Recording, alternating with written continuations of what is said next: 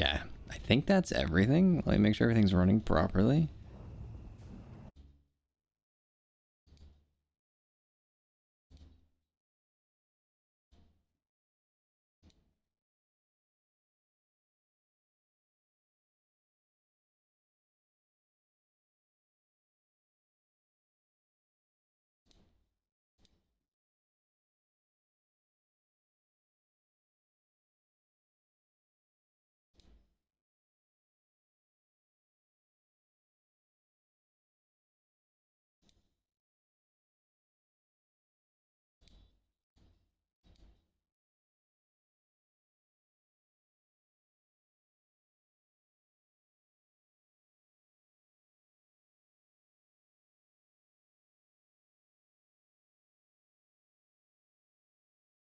Welcome in, Novi. Thanks for the head pats.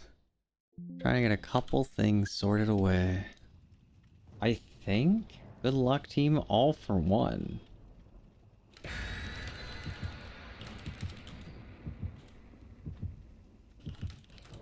I can't remember the rest of the song. Okay. Thank you for the coin. You need to run ads. Oh, you already sub. Cool. Rest in peace ads. I forgot about them. Okay, so I had an interesting plan this stream. Can't watch right now, but I wanted to pop in and say hi and wish you a good stream. Thanks for stopping by, Novi. I hope you have a wonderful night. Thank you. I'll move him right here. You know what? We can put him here. He can watch. Okay.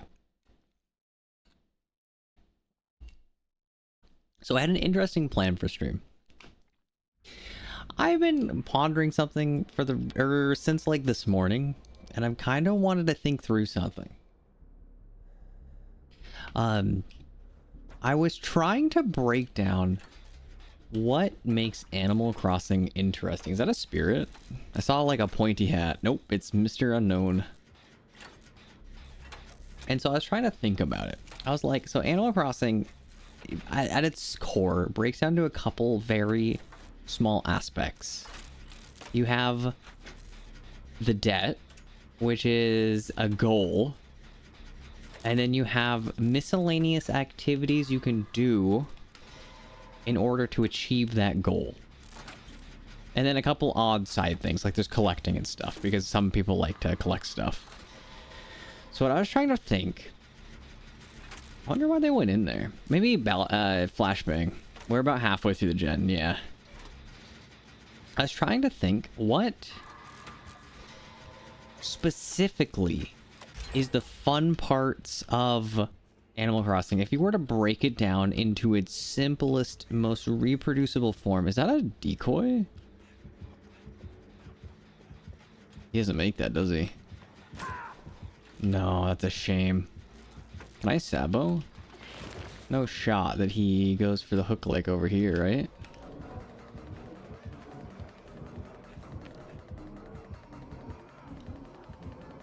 Damn. No, he went for a different one. That's okay. He's not going to teleport, right? He has no reason to. He might see me. Oh, they must have just traded. Here, I'm going to sit here.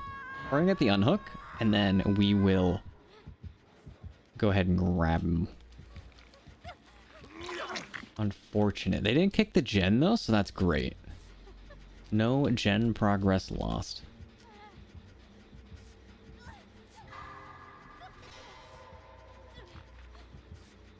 What if... So I got like an iPad set up so that I could write things down and kind of sketch out my ideas, because this is not looking too hot. Because I wanted to kind of visualize things. I struggle to remember stuff if I am not actively... This hook right there, right? Got this hook. Oh, he's going back. One of these days I'm going to successfully Sabo. Why did he come over here? I'm so confused. Team's not looking too hot, though. We have pallet. Cool. Just leave. Oh, okay. I might have been a little too far for that. Damn. Animal Crossing is fun. One moment. Because of the building. Wait. I'm sorry. 1 second. Animal Crossing is fun because of the casual and relaxing nature of most town building games, along with building relationships with villagers who come to your town. Interesting. Okay. So you're saying that you like Animal Crossing because... I've never seen 2 pallets here. Because of a couple of reasons. He's gonna come back. You like the building aspect, so the creativity that you're allowed to do. And then you like the resource building. What about the, like, little details like collecting and stuff? Like, finding ores and stuff. Not finding ores, finding fossils. And then, like, bug collecting and fishing and stuff like that. Is that part of what makes you enjoy it? Okay, let me... I don't think I'm gonna have time. I got a little thing set up so that I could...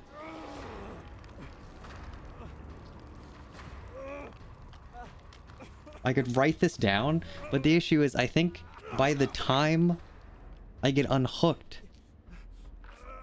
I don't have time to write. Okay. So the core things, if you were to break it down, do you know specifically what things you enjoy most from it? I'm assuming you enjoy it based on how you're phrasing it. Like, if you were to play it right now, but you could only do one activity because you didn't have time to do the rest, what would you prefer?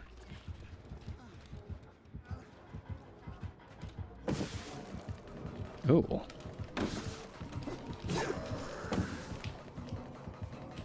Hmm.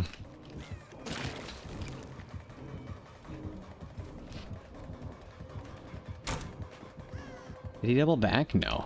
We don't have a pallet here, though. Oh, that was a good shot. I can't even see him to get my thing off. Okay.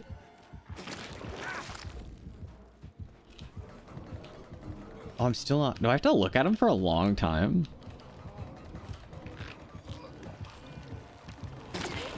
That's a high arc. I did not expect that to land under himself. Thank you for the coin, Amber. Welcome in. I haven't seen you in a little while. Yeah, I didn't really want to throw that. What we're going to do is we're going to head to the next area. And we're going to detour because he's spitting at me. He went wide, right? Oh, no, it touched me. But thank you for the coin. I'll toss it, or I will do something in just a moment. Did he just get blast mined? What did I just see? He, like, lit up. Yeah. I don't know how that worked. Thank you for the head pets, Lean. Welcome in. Okay, we're gonna try and keep our team alive as long as we can. We're gonna just drop it. Did he go around? Okay. I've been sick for like the last week. Oh no, that sucks. What happened? We're leaving. I'm struggling at surviving against this man. So collecting was another reason. Decorating the town. Okay, so your favorite activity in Animal Crossing is decoration. Okay. That's honestly really good to know. What I'm gonna do is once we get out of the round, I'm gonna pull up my little thingy, my iPad, and we're gonna do a little bit of writing.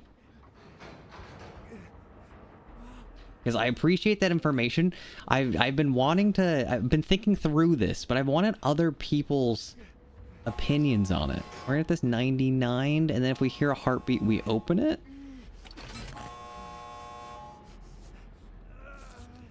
Can I?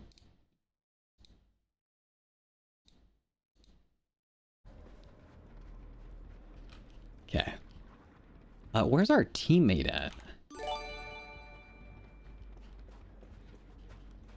But welcome in, Lean. I hope your guys' nights are going amazing. Where did our last teammate go? This door's ready. Both doors are ready. I'm just gonna... Okay, so he's coming. We pop it? Maybe we should be okay, right? Okay. We are A-okay. I'm gonna drop him a box. There you go. Okay, okay. It is time. So what I wanted to do is I wanted to write this stuff down. So if I click on that, and I click on that, now we can see everything that I'm doing.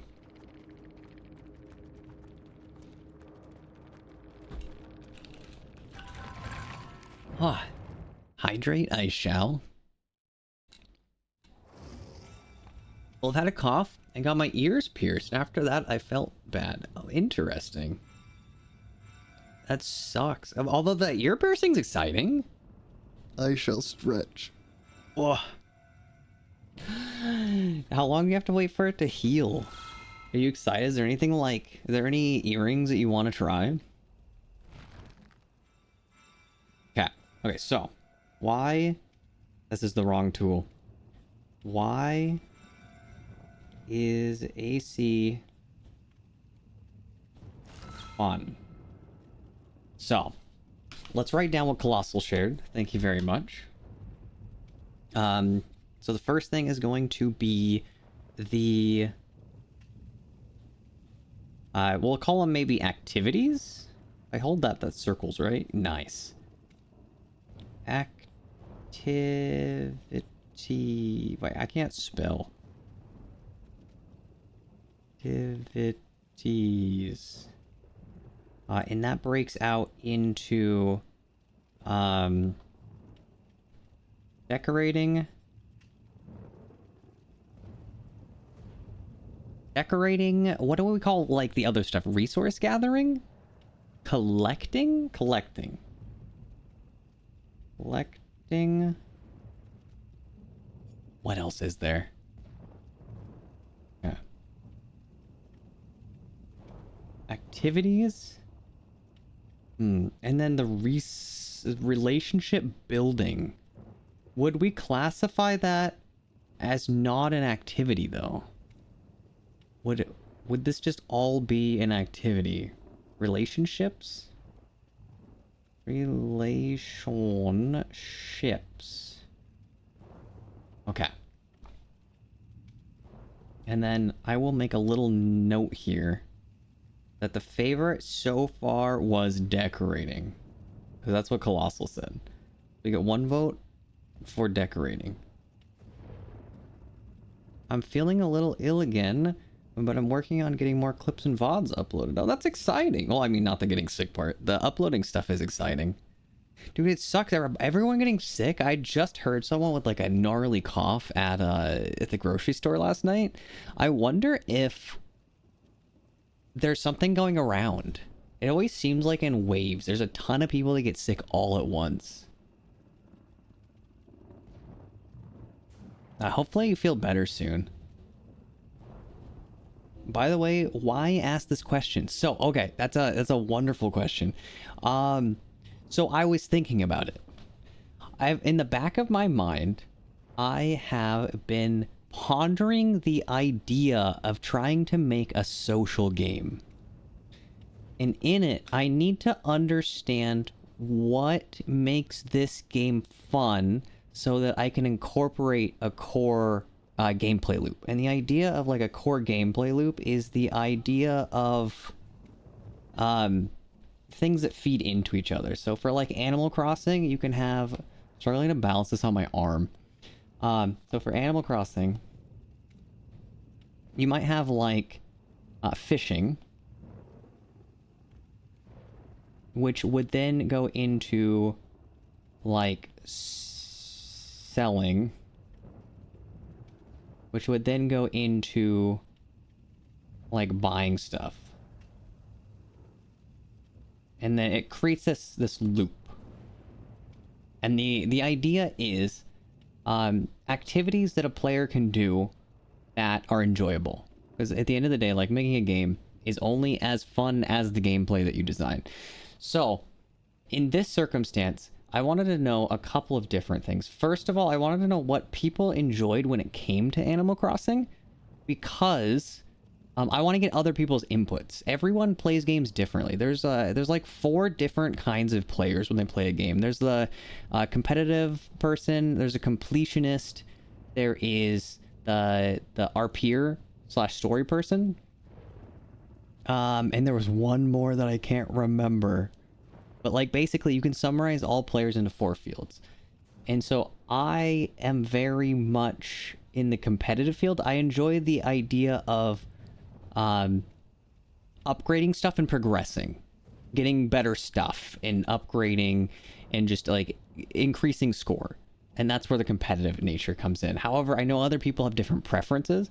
And so I wanted to get your guys' feedback on things about it that you enjoy. Hopefully that answers that question. Building and collecting for the museum are fun. Okay, so we have 2 votes for decorating. We got, you know, maybe I'll put a little thing on here. We have 2, we have... And then we have 1 for collecting. Have you guys played the original Animal Crossing on the GameCube?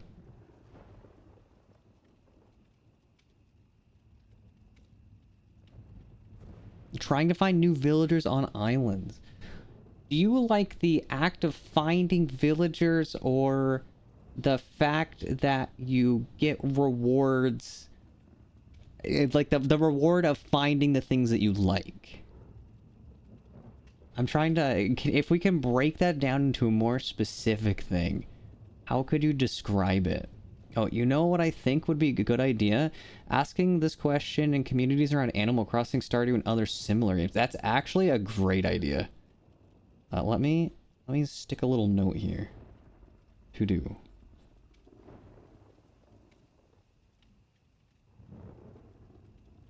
Ask, like-minded... I can't spell. Communities. Okay. I'm redoing this. I'm not gonna be able to read that later. Minded communities. There we go. Make a little circle. That's it. We're gonna do that better. There's a little cheating tool in here where I can go like that and it circles better, and that's wonderful. Okay. You know, actually, we'll play some music while we wait.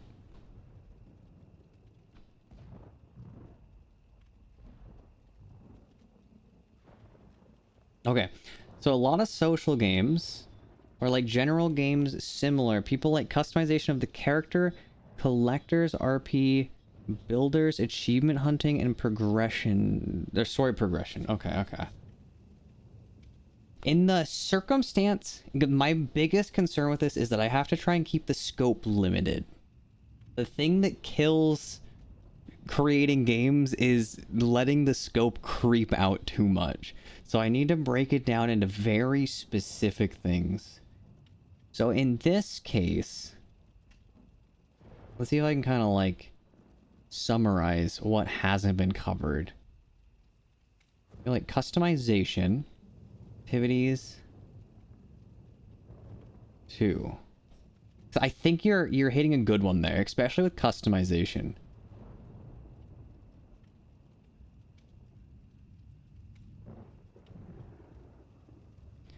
I think customization is a really strong one, because when it comes to creating characters,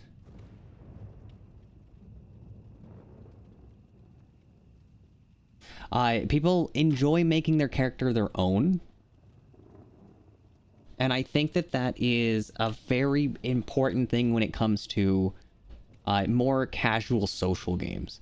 Some other thing that I'm not going to get into too much detail right now is that I really wanted to make this multiplayer. I've been kind of pondering the idea. There's some logistic hurdles that I'd have to figure out to do that. For this specifically, I kind of want to... I enjoy the idea of a multiplayer Animal Crossing that's more seamless, but the problem I'm going to run into is time travel. Because Animal Crossing has time travel, and that would break things. And you kind of end up in this weird loop. I don't know if you've ever played Valley without a time limit, but when you have the ability to do any activity for as long as you want, it's easy to do one thing too long and get burnt out. So it's important to me that I can balance that, but again, that's an issue for later.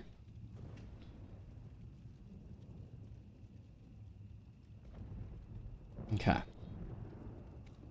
My first Animal Crossing was New Horizons. Oh, interesting. Yeah, I was curious about that because the Oh, welcome in, Nox. I hope you're still surviving over there.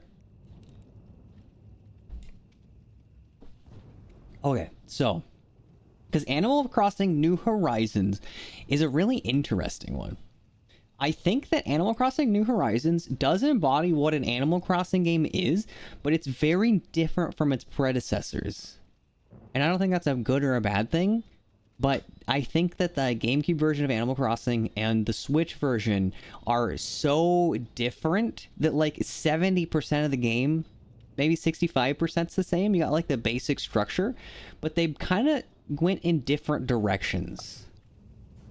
Where I think the GameCube version was dealing with a lot more of the limitations of the hardware, I think that the Switch version went full into more of like the maybe decorating and customization side.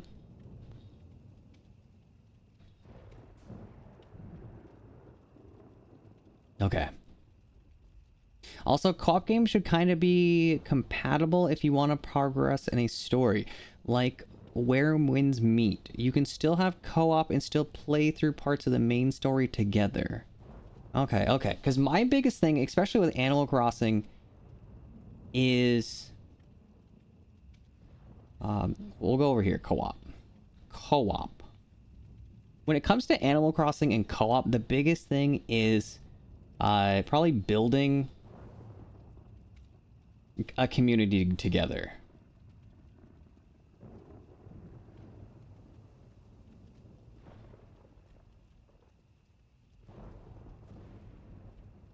In my mind, when I think of playing Animal Crossing together, I'm thinking like designing a town with a couple of friends and like progressing in that way.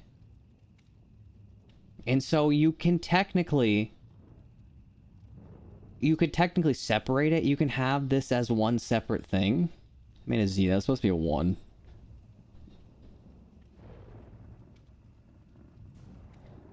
However, you could also go down the path that you're stating, where you would break it out, and instead you might have...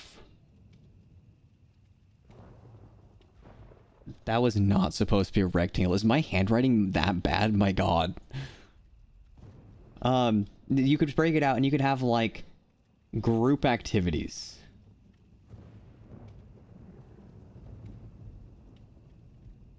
And so when I say group activities, do I have Steam running? Group activities would inspire me to something like web fishing.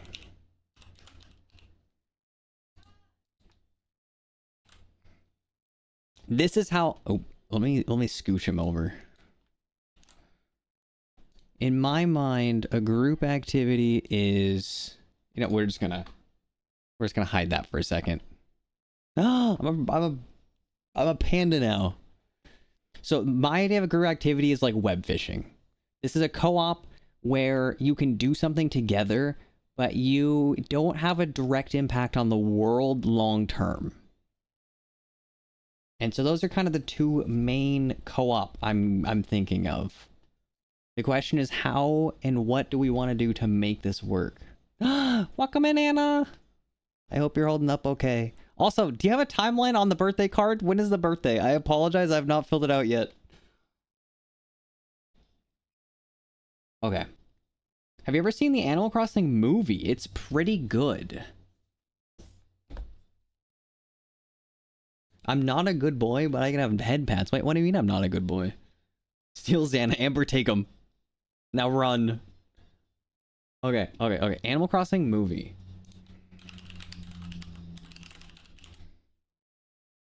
I have never seen this. Radar. For sake of research, I will obtain this in the legal options available to me. This is 11 years old. That's insane. Oh, I can watch it on YouTube. We're gonna put it in there and we're gonna see if it finds something. Okay. So let me circle back.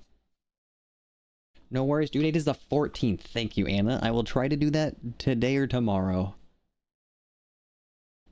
Okay, so let me go back. Let me put this back. Okay. I like Stardew because of the farming and friendship points. Romance is cool, but in general, I think the act of finding someone or something and being able to feel rewarded with like crafting recipes or new animals. Okay. So we're gonna break this out. I think relationships is kind of a big deal. Where do we want to put him? We'll put him here. We're gonna get rid of this.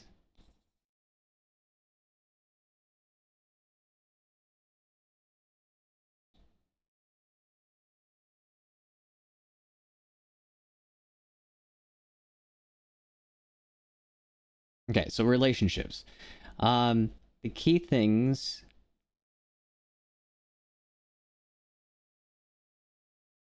How would you... Okay, so you like friendship points. So do you like goals? Goals.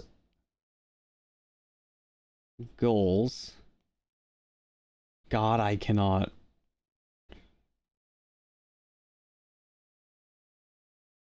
Friendship points. Ooh, that was supposed to be a P. Goals, and then rewards. Rewards like crafting.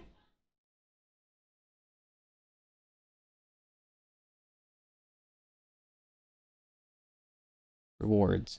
Okay, so the two things: goals, friendship points, and crafting recipes. It seems like you like the reward system. You like a measurable way to mark progress, and that you like that you get things out of it to benefit you in other ways. It kind of feeds back into the other systems. Okay. You're not a woofer. I mean, I'm basically a woofer. I'm a trash panda. It's basically the same thing. Okay.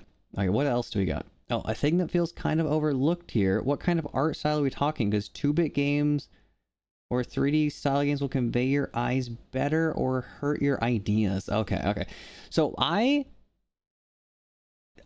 love the older art styles. So for this specifically, thank you, Nox.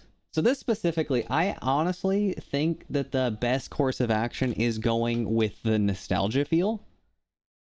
So again, I think going back to web fishing, I think I want to do a low poly design because it lowers the amount of work. Because low poly models are easier to make, and it's going to be more about the art and less about how many polygons I can fit onto my butt. So the art style I would say is probably going to be reminiscent of GameCube Animal Crossing. However, obviously we're going to be using more modern hardware, and so we're going to have more flexibility. I would probably say a full 3D world, just because even though the limited camera limits the amount of art and assets you have to make, I do think it opens more flexibility. I like the social aspects of this game. Web fishing, I think, is an amazing idea. And I think they did a great job at it. And it's a shame that the developers got doxxed and have stopped working on it.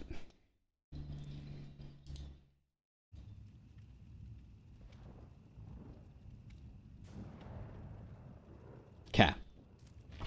We'll start the queue. Okay, so relationships, we will spread this out. We're going to take our relationships and we're gonna... Can I just like do that? Nice. Can I don't know where the 3 is. We're gonna put him right here. That looks right. Sick. Okay. So I would say relationships are going to be their own category. I think it's kind of a big thing. That's the one thing I'm worried about is when it comes to NPC dialogue and making characters interesting, I am absolutely atrocious at writing. So this is something that I might not be able to do well without outside assistance. Steals the puppy. Oh no! Okay. So relationships, rewards. Wait, so clear goals maybe. Clear progression.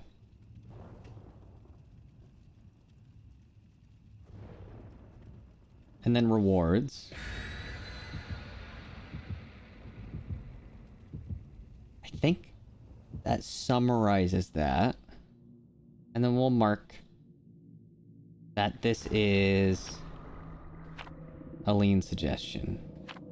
Or lean mention. That way I can kind of reference it. Because I'm kind of wanting to understand specifically what details some people want and how those groups overlap. So like in this circumstance, ironically, like Colossal likes the customization while Lean's more about the relationship, but they both like the customization. In my mind, I like the progression. My favorite thing is making a number go up and getting better stuff. So like doing in Animal Crossing, this would be like paying off a loan and buying stuff.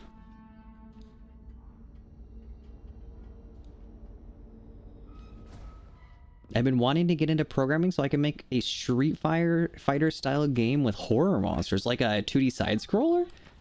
Honestly, that'd be kind of sick.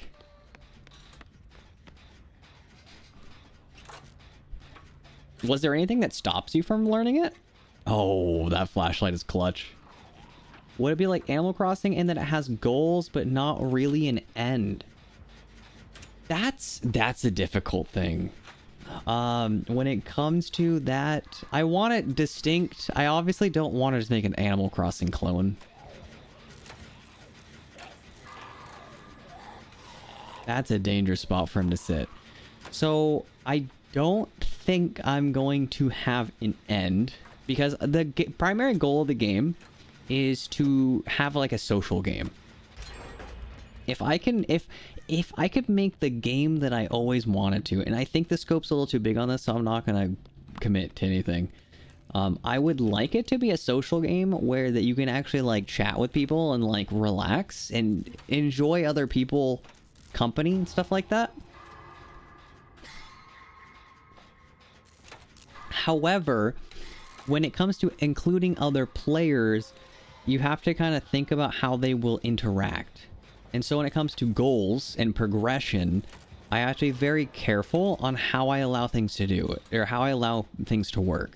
Because one big game issue that every MMO has, and this is not going to be an MMO, is hyperinflation. When players can infinitely make money, at a certain point money becomes worthless, and the last thing I want is a new player to get into the game and then have someone hand them like $1 bajillion and remove any interest in completing the game. Excuse me?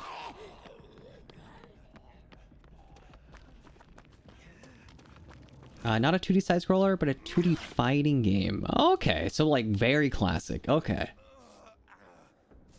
Honestly, that's a really... Are you artistic?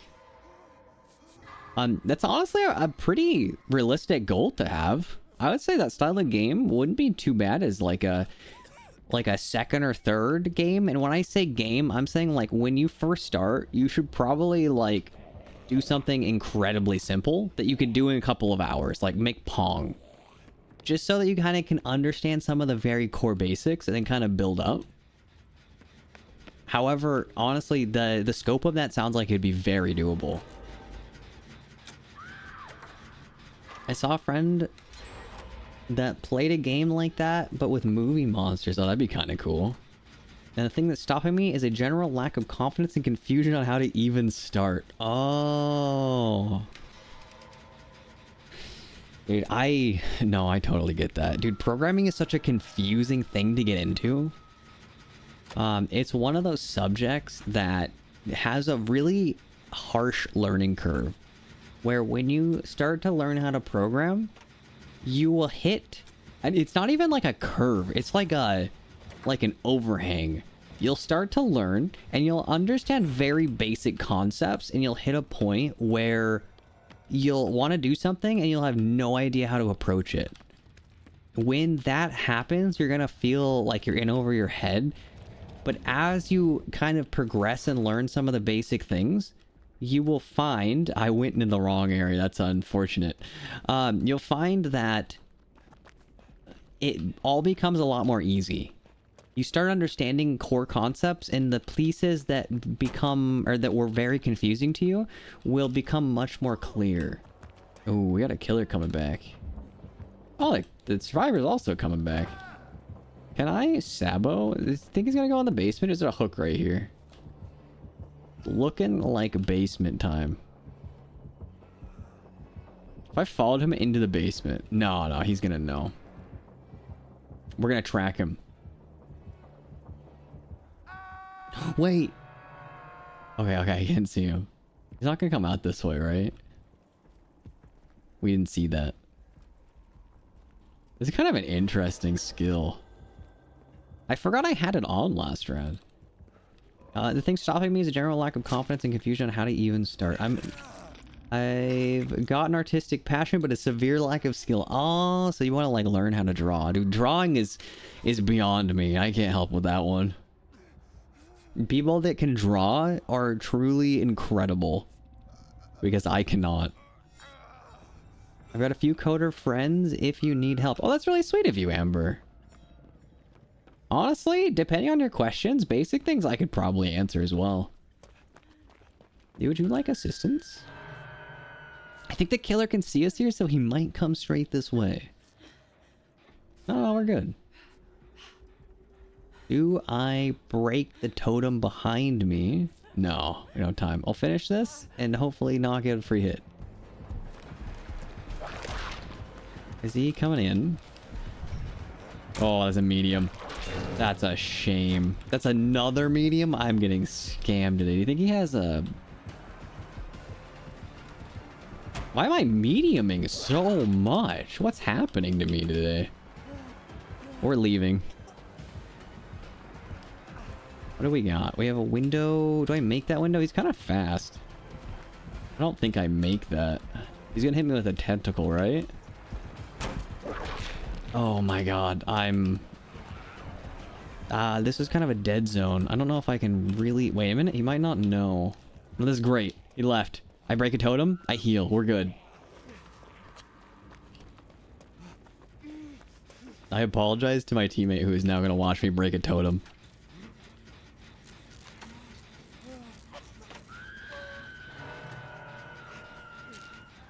My dad's got programming experience, but getting in touch with him is a little difficult. Ah, I can get that. Honestly, I feel like schedules between adults never line up.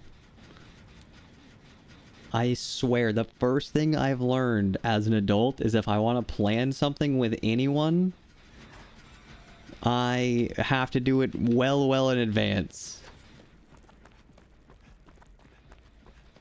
Okay. You know, I didn't really want a chase. Do you think he's gonna cut me off? No. Oh, he whipped. We can keep going. I'm sorry, teammate. I do have to use Shack.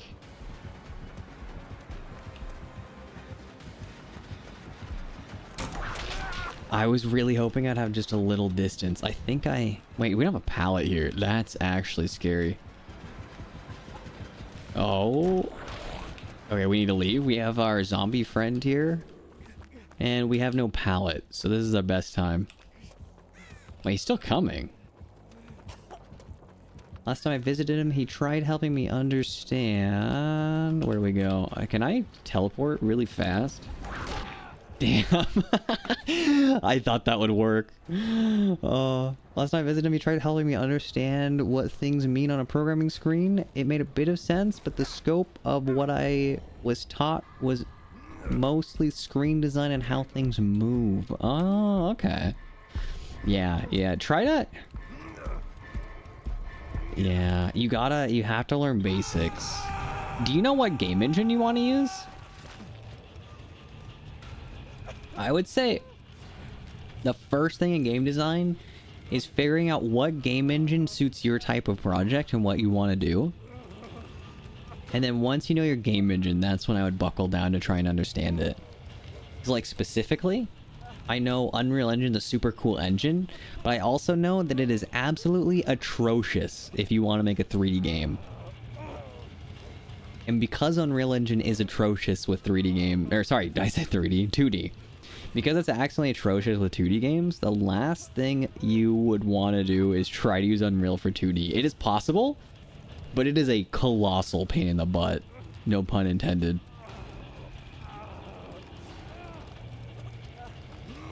Ironically, most of the 2D tools in Unreal Engine aren't even fully released.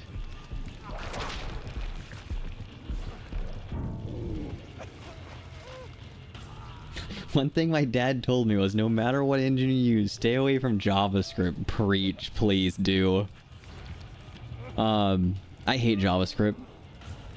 And I hate JavaScript because JavaScript is a language that is designed to be client-side. It's a client-side, like, UI language for web development. And someone, for some reason, said, what if we make this client-side language server-side? And then Node.js was born. And now you just have JavaScript everywhere. And I hate that.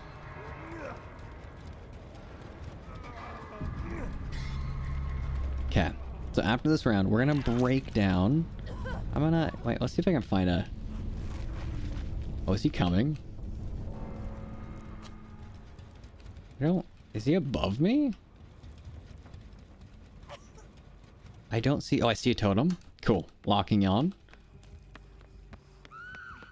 So, I saw a totem over here. Is it down in this area? Or is it in the other room? I think it's probably here, right? I've actually never looked for totem spawns on this map before. Where, oh where is our totem? Is it the other room? It's gotta be over here.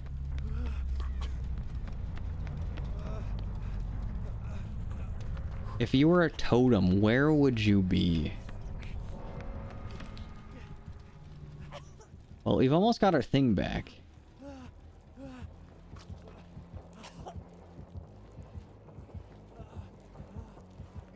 I think he's above me right now. Totem. Okay, so it's right there. Did I miss that? Oh my god, I'm blind. It's in the corner. I don't see a totem emblem. I don't think there's one active. Yeah, there's no hex right now. This build, if I was paying more attention, is designed to allow me to heal myself with totems, and every time I break a totem, I break them faster. So the idea is that at some point in time, I'm going to be healing myself with totems almost faster than teammates can heal me. However, I don't know that this game's going to go too hot. Oh, let me get my... We'll grab a syringe. Since we're at the end of the match, I might as well get my health state back.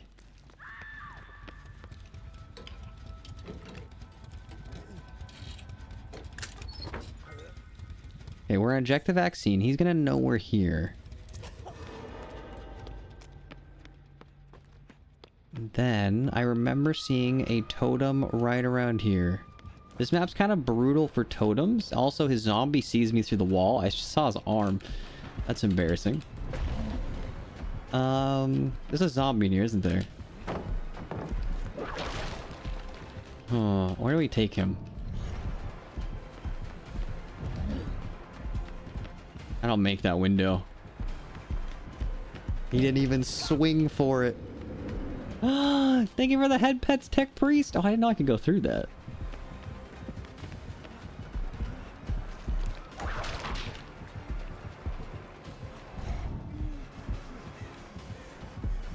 Yeah, okay. Damn, okay, he's pretty good.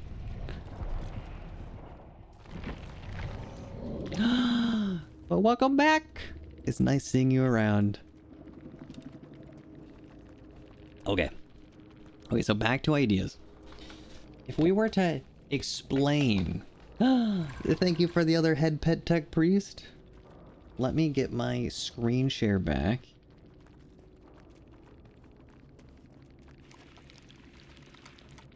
Sometimes it's a little funky.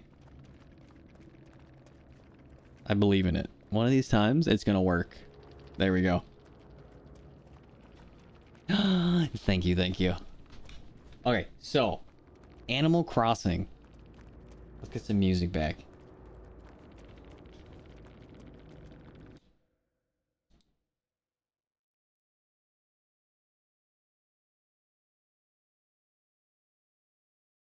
Okay. I'd swap windows for still light or boon illumination. It reveals totems when you're standing still and inside the boon's radius respectively. Wait, have you seen the new perk? So how this new perk is, can I see it? There we go. So how the new perk works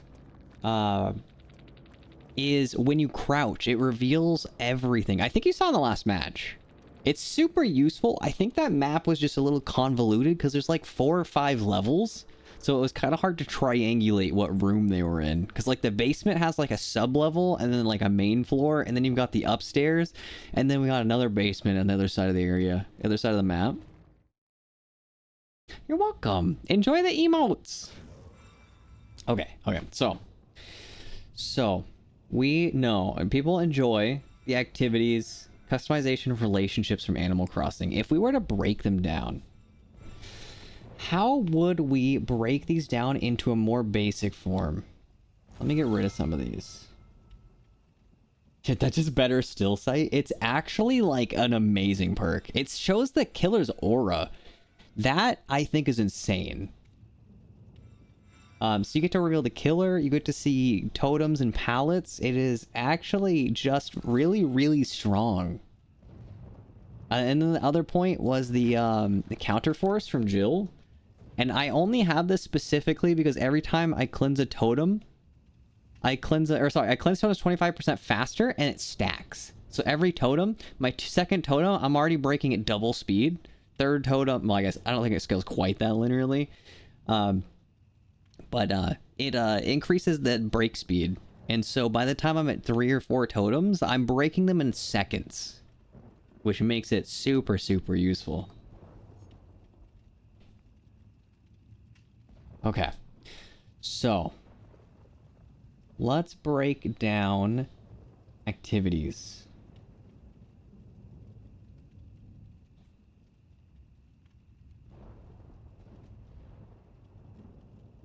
So when it comes to Animal Crossing, there's a couple main activities.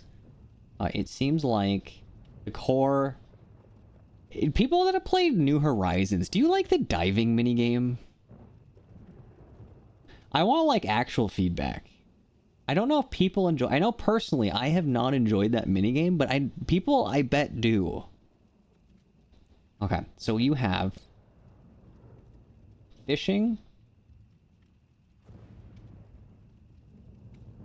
Technically, we have mining in the new one. I'm gonna reference both the new and the old game, I think. I used it like twice. Wait, how long have you been playing the game? I think I'm kind of in the same boat. I was told it existed, I went out there, and then at one point I went out again. And I think that's about the limitation of what I've been doing with the diving minigame. Getting rewarded in diving is good. The actual diving is kind of clunky. No, I totally agree with that. The diving in New Horizons, it's just so slow. You slowly wade and you have to like spam a button if you want to go faster. And then you dive underwater and it holds you in place for a little bit. And then you got to swim and get things and it's like trying to force you out and the stuff's kind of leave. It feels really, really clunky. We're gonna notate that actually. Diving is clunky. Clunky, but fun. Do you like the rewards in diving, or do you just think that... You just think it's clunky, right? I'll be honest, I haven't touched the game in multiple years. I kind of grew out of Nintendo in general. Honestly, that's fair. Yeah, I'm kind of in a similar boat. I don't play a ton of Nintendo games. I own a Switch that I bought a couple years ago. I think specifically for Animal Crossing. I wanted to play it with my wife. However, my experience with Animal Crossing was really sad in that I had like a couple days off from work. So I ended up speedrunning the game and beating it like 3 days. And at that point in time, they didn't have a lot of the creatures in the game. So it kind of felt like an empty version of Animal Crossing. At this point, they've added a ton of bugs and a ton of fish. So it's probably way better. But the experience I had was not as enjoyable as I hoped it would be. Yeah, like when you get the pearls, you can use them for furniture. So do you like...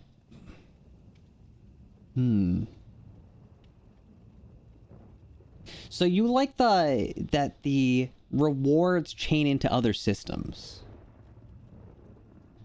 I'm gonna make a new list. I wish I could make a rainbow.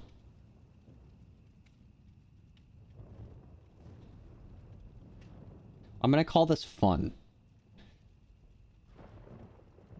I'm gonna, like, specific traits that people enjoy. So we have rewards.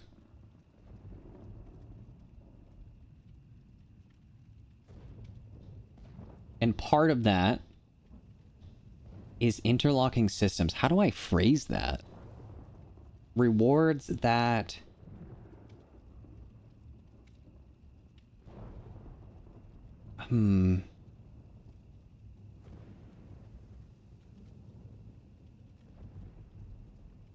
Okay, so when it comes to Animal Crossing New Horizons, do you like it that you can use the pearls for the furniture, or do you like it that you get a reward that then can be used to to obtain furniture? So, like, an example would be Animal Crossing on the GameCube. Instead of fishing instead of getting the pearls, you get the fish, you sell them, and then the money gets used for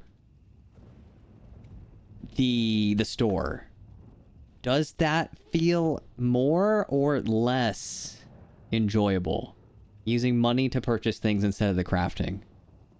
Welcome in, Deity! Thank you for the coin! But that is a new point, though. So for this specifically... That is an activity. 4 is going to be crafting. Thank you for the head pets taco. Welcome in. So 4 is going to be crafting. I know personally, if I do make a game, I don't think I'm wanting to go to the scope of a crafting system. However, I will write that down because that might be interesting. Hydrate, I shall.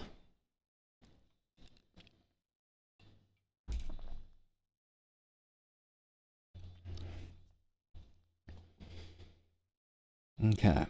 What are we theory crafting here? So what I want to figure out is, why do people think Animal Crossing is fun? And I don't mean this in like a negative way. I'm not gonna be in here and poop on your Cheerios. More just, if you played Animal Crossing, what do you enjoy and prefer doing while you're playing it?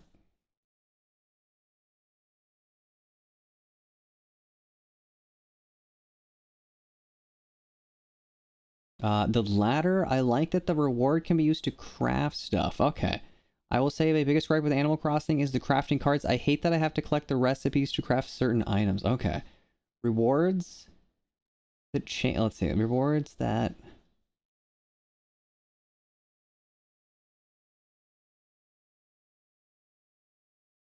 Actually, we're just gonna go plain and simple. Rewards...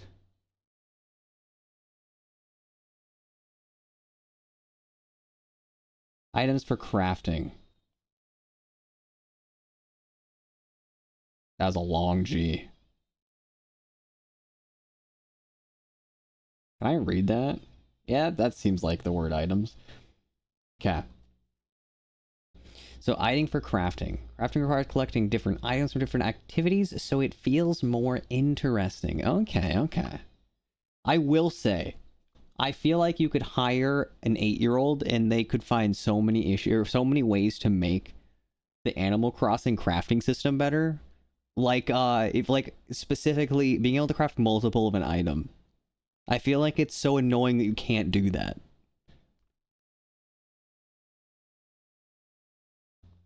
I've not played it, so I can't say personally, but from what it looks like, it seems like farming, crafting, and doing various activities to keep you busy. Yes, there is a big activity. I guess that is right. We're just gonna write busy work. Because there's a certain element of that. When it comes to Animal Crossing, there's a lot of busy work. There's small activities that are enjoyable to do that keep your mind occupied. And I want to phrase it that way specifically because busy work is not always good. You can have monotonous. You can have like tasks that are too repetitive or too thoughtless that they become very boring. And so it's important that they are enjoyable in some way, shape, or form. They just added that in the new update. Oh, that's actually sick. That was from like last month, right? Why it took that many years, I do not know. I don't either. I feel like it would be so easy.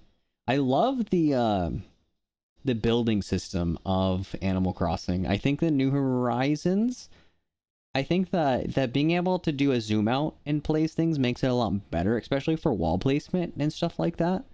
I feel like the GameCube version of Animal Crossing, the building system was pretty lackluster.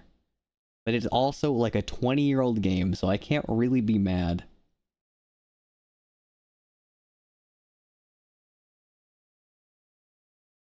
Which is rewarding in itself if you don't mind the busy work. Yeah. But that depends on what you're doing. I don't know all the activities the game offers. They supposedly added a lot of good stuff in the new update. It was a few weeks ago. Yeah, I've actually been seeing Yuki play it. Is it a crime? Wait, I'm admitting my crimes to you guys. Yuki wanted some villagers. And I have heard horror stories where people like did the island hopping through the little Nook Miles thing to try and find a villager, and I've heard that they've done hundreds and they finally gave up and they bought the amiibo cards for their villager. I also understand the amiibo cards run on a really basic technology called NFC. So I may have cloned the NFC tags for her favorite villagers so that she can scan them in and then she can obtain them that way. And so she's been doing that like every night. We scan a villager in and then we make them their item. And then we move them in slowly but surely. Also, ironically, one of her villagers moved out and she got the Egyptian cat villager, the one that's really famous online. What is happening? There we go. Why is my avatar freaking out?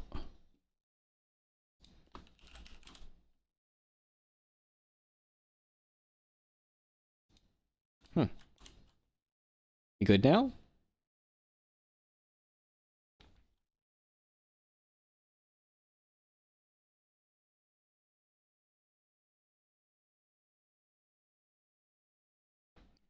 Hello? Okay, I think we're okay. I turned on a little cooler. Hopefully he will stop struggling. Cultured, yes, the cultured cat. It was very funny. One of our villagers moved out, and then that cat ended up coming in. I think Yuki plans to get rid of them, but half of our villagers are not ideal.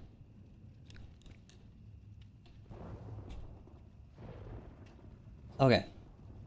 So back to it.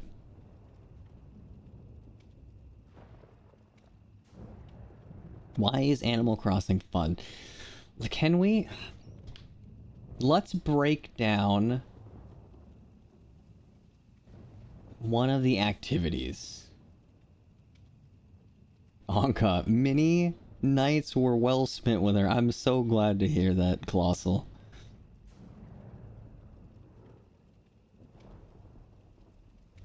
I wonder if my phone's on the wrong Wi-Fi. Am I in the way? Maybe I'm in the antenna? Yeah, it seems like it's better now. I swear, if I'm blocking my Wi-Fi to my phone, I'm gonna be so sad. Okay, so. Back to this. We have fishing.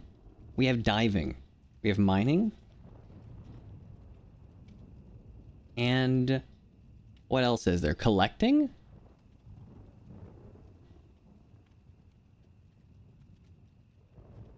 And it seems like the whole point of mining is for crafting. In the old game, it was for money.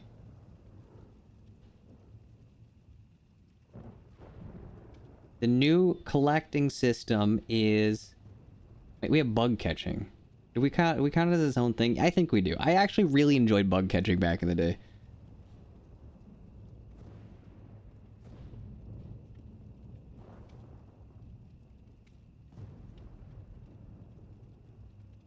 I'm pretty sure I discovered the cat long enough. I knew they were from Animal Crossing. You know, I'm glad you could put 2 and 2 together.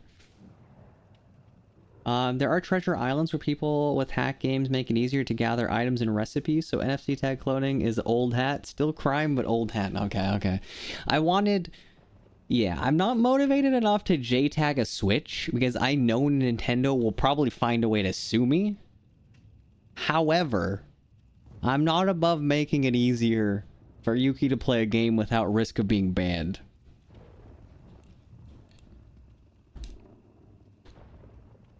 I was curious about Treasure Islands. I'm fairly certain they use hack clients, like hack consoles. Because they do that with Pokemon too. You can go on eBay and buy like $2 perfect IV Pokemon where someone has found a Pokemon that has a moveset from... or on a Pokemon that you literally cannot make. And so it's like, they definitely got them through illegitimate matter or ways.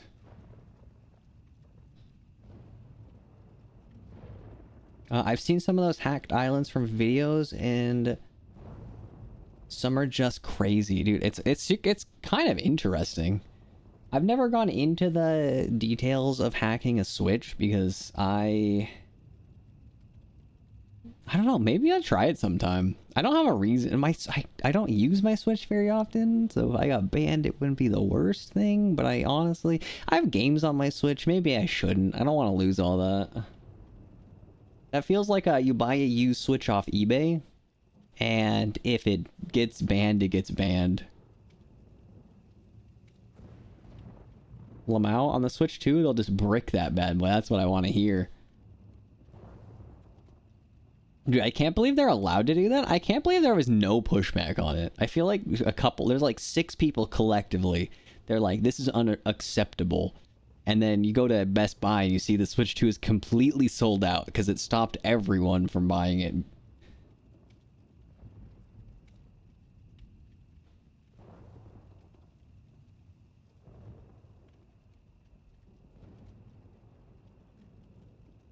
The Switch 2 is very much do not tamper with it, period, but also you don't own it, but rent it. Dude, it's, yeah, it's always been a thing. There's always been a battle between people hacking consoles and console makers. It's been since, like, early consoles. It's just the arms race has gotten to a point now where it's gotten that extreme. But there's no way you can stop it. Because when it comes to hacking consoles, usually the primary reason people hack a console is piracy. I would say majority of people that are hacking their console is to play illegitimate games. There are people that do cool things, like the homebrew community on the Wii. Even that runs emulation, which kind of arguably is piracy. Even if you own the game, I feel like piracy shouldn't count as illegal if you own what you're pirating. and you just can't play it anymore. But that's a story for a different day. People wanted to boycott the Switch 2 because of that. There was like whales and scalpers, dude. I think the Switch 2 is in stock everywhere. It's one of those things. I feel like it's the minority online that's loud. And so anytime someone preaches not to do something, it does almost nothing. I really wish people hadn't bought the Switch 2. I really wish it had been a flop. Yeah. The Switch 2 feels like a weird console. Right now, it doesn't even have very many games. Like, if someone looked up a list, I feel like the more the Switch 2 exists, the more I hear the question of why do I own a Switch 2?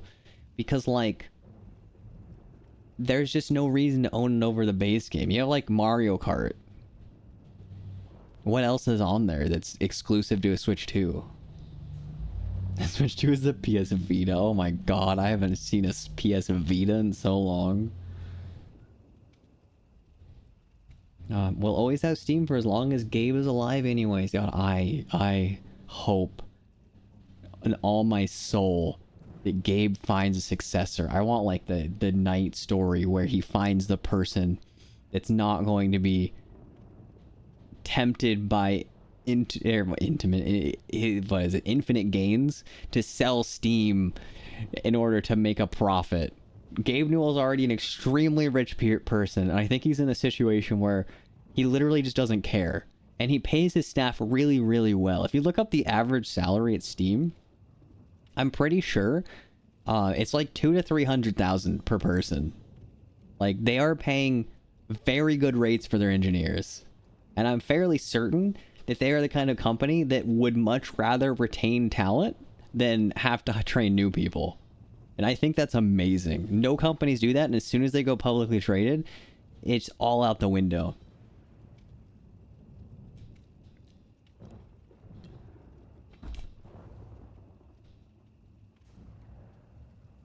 Nintendo could burn down an orphanage and people would still buy their product. Dude, it's the same with like Disney.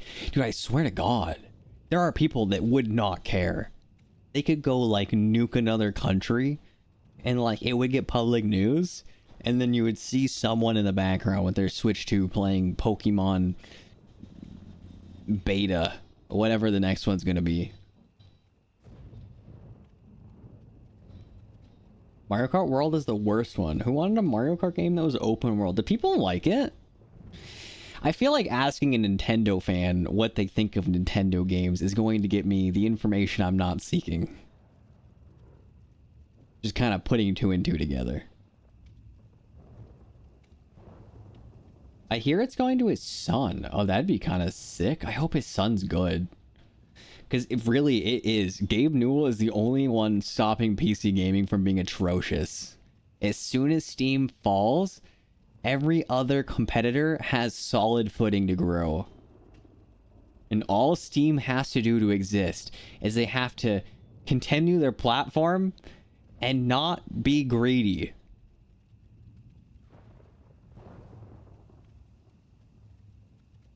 No, they burnt it down because someone jailbroke a 3DS. Dude, how dare they? They should have read the terms and conditions that if they jailbreak that, they will burn down the orphanage. It's very clearly stated in Article 7.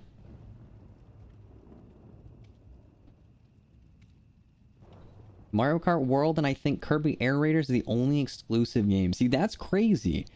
They put out a new console and they didn't have anything lined up for it. I feel like most consoles try to talk with like developers to put out new games for the new console as it's launching. I feel like it's been that way for a while now. Even like the PS5. I feel like when the PS5 came out, there was no reason to buy it. I only bought one because I was playing Gran Turismo on the PS3 and the loading time was like 10 minutes and I was getting tired of loading, and so I bought the new console. Now, once Gabe dies, the board at Valve are going to rub their hands together and try to squeeze every last cent out of the Steam platform before they kill like how EA works. Oh my god, dude, I hope. When I sleep at night, every night now, I will pray that Steam does not go down that path. They've seen success. They understand what works. They just have to keep doing nothing. I say nothing, they actually do a lot of really cool things. In the background, they have a lot of cool features.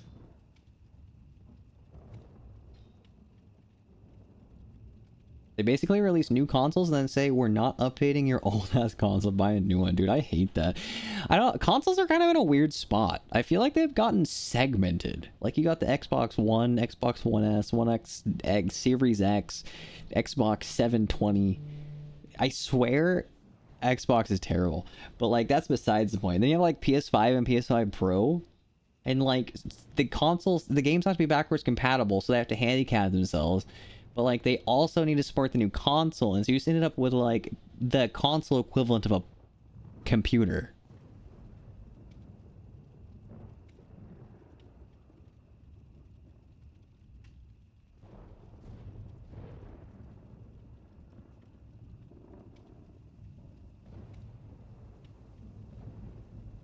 I'm sure people like it, but I guarantee you not a single person thought of the Mario Kart before it came out and thought this should be an expansive open world.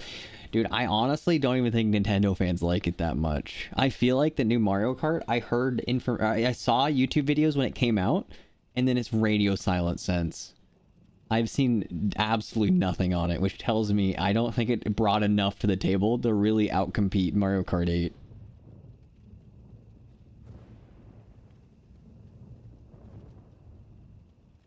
I remember voicing my dislike of how the Switch 2 is being handled. Everyone disliked that. Oh my god. It's the group of people you're talking with, I bet. Some people don't like criticism. I feel like some people find criticism to be like a personal attack. Even if it's not even directed at them. I think that's the weird thing. You can be like, wow, the Switch 2 makes me big sad. And they'll say, well, you should be happy and thankful that you have it. So go take antidepressants then. And it's not like, maybe we should ask, why did they not like it? Why did it make them sad?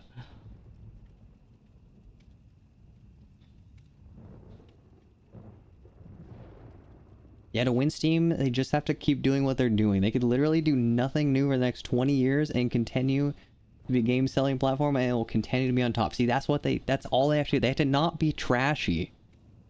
Every other store has done something dirty.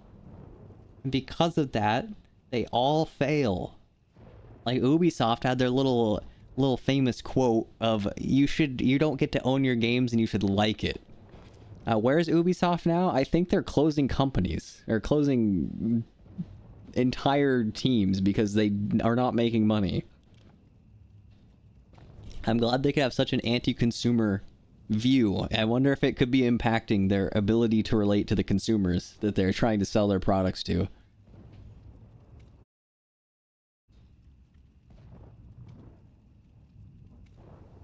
They basically release new consoles and then say, we're not updating your old console. And the new one, you're stuck. It's just really weird to me that they do that.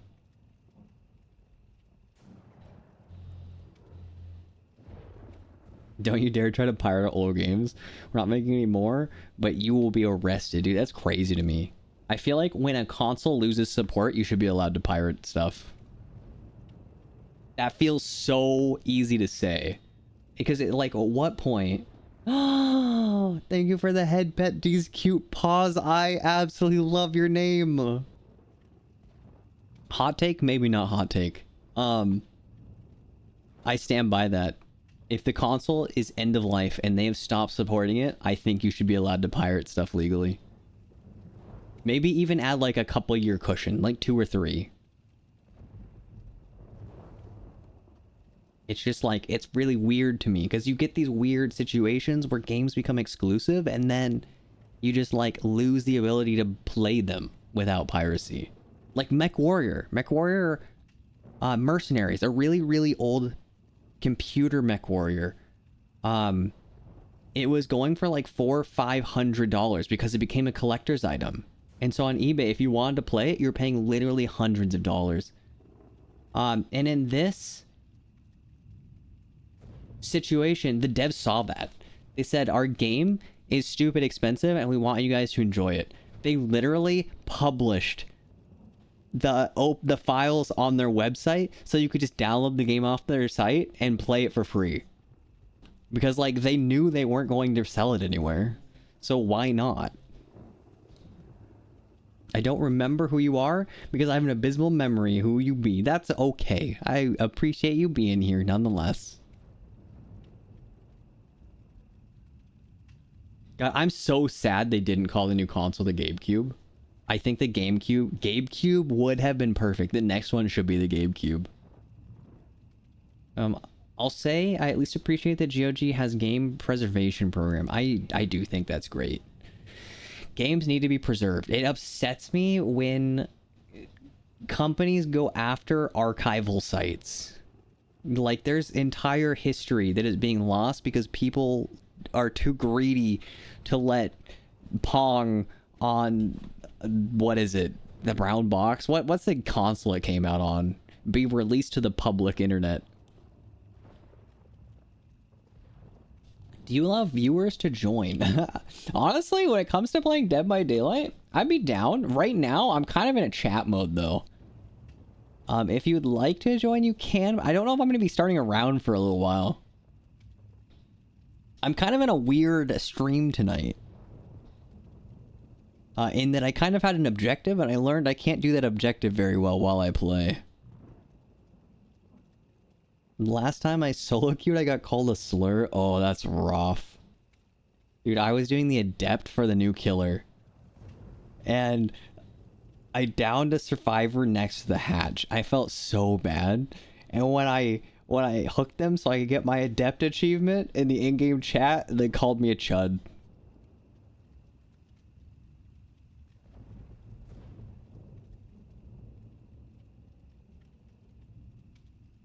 Although I thought that was hilarious.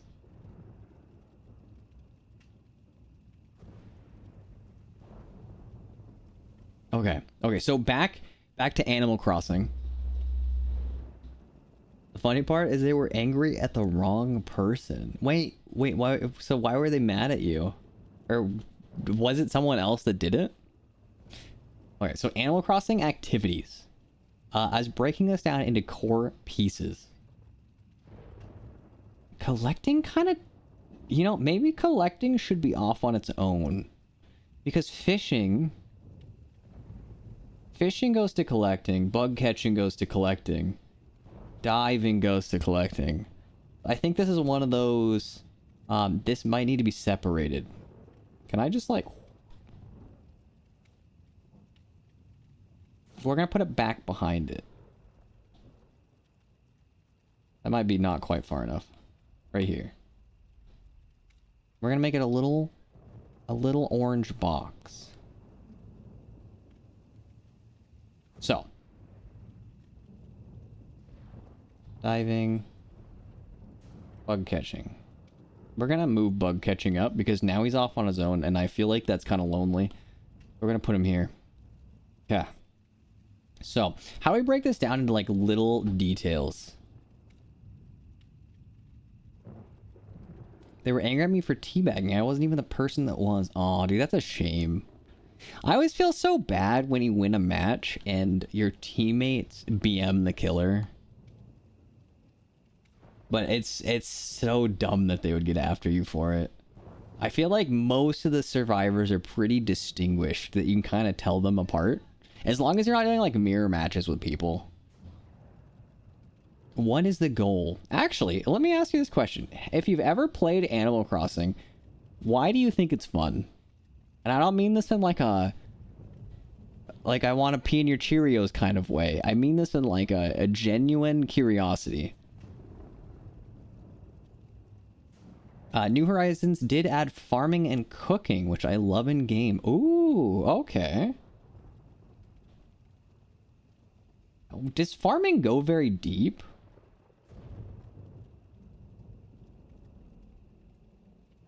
Because that's interesting. I love farming in games. Like Stardew Valley is a ton of fun. My concern, specifically in this circumstance, is that farming uncontrollably, unlimited, can cause burnout. So like I was playing a mod for Stardew Valley where I removed the amount of time in a day. And that was a mistake. Because when you're allowed to get everything done that you could want to do, it stops being a game about prioritizing what you want to do and you just grind everything. And that made it so dreadful. I hated going the next day because it just meant more work. So like there's a fine line where farming can't be too much or I feel like it will be detrimental.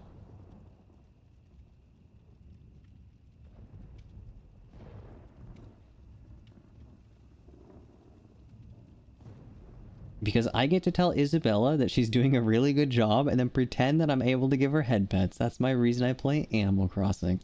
Okay. Let me come back over here. Why is animal crafting fun? Relationships? I would say that kind of tacks into relationships. I don't know what we would call it,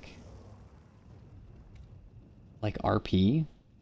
It's kind of like getting into character and enjoying that portion of it. Let me make a little mark. There. And then we'll play around a Dead by Daylight. Oh, did you want to join in? Cute pause. I don't want to hold you back, though. Please be aware that I'm going to be stopping for like 20 minutes between rounds.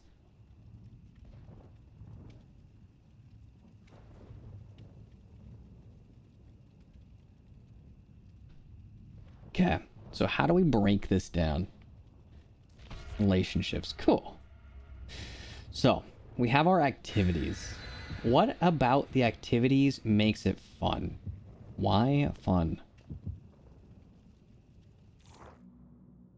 Why is it fun? That's a question mark. I've written in my life before, trust me. I'm a sucker for any kind of wait. Thank you for the head pets, Tech Priest.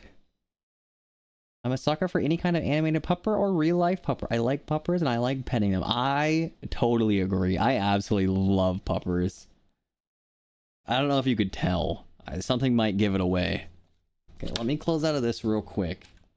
And then when we get back to that, we'll think about how we can break these down. What pieces of that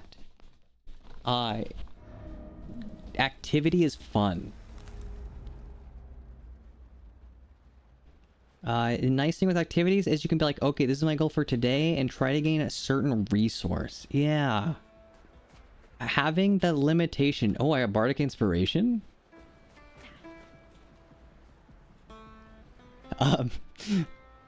So, oh my god.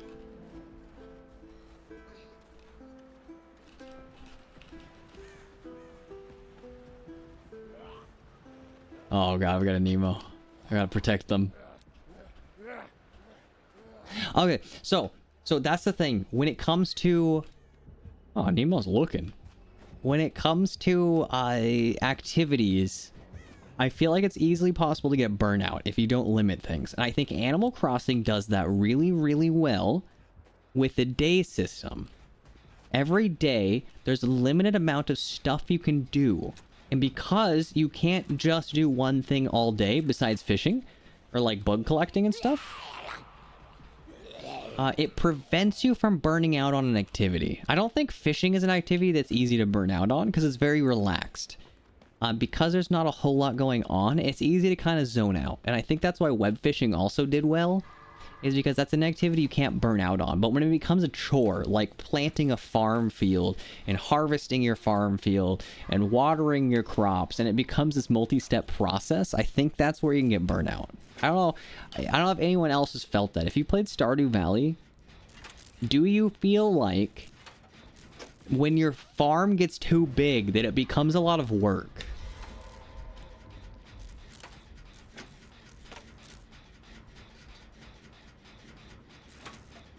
Being able to time travel kind of kills that. But also, considering how slow the start of AC tends to be, I can't fault people for doing it. Yeah. And even with time travel, I still think it breaks it up. Because I think time travel's great in Animal Crossing, specifically, the hot take. Specifically because you're still limited on what you can do. So, for example, in Animal Crossing New Horizons, you can... let's see, what are daily activities you can only do once? You can find fossils. You can shake your trees. You can catch some bugs. And there's certain activities that you can only do so much in a day. Time travel means that if you want to do it well, you're going to do more than one activity. You're gonna dig up a fossil, and then you're going to knock down a tree, and then you're going to catch a bug that catches your eye. And I think that the changing of tones and activities keeps it less like busy work and more of like, oh, this is what I want to do right now. And so the day system breaks that up. And so when you reset, you then do it again. But you're not doing one activity over and over and over again. And I think that's why it works so well. I honestly think that's why the fishing minigame in New Horizons is based on seeing the fish in the water. Because it kind of matches that same thing. And it requires pacing.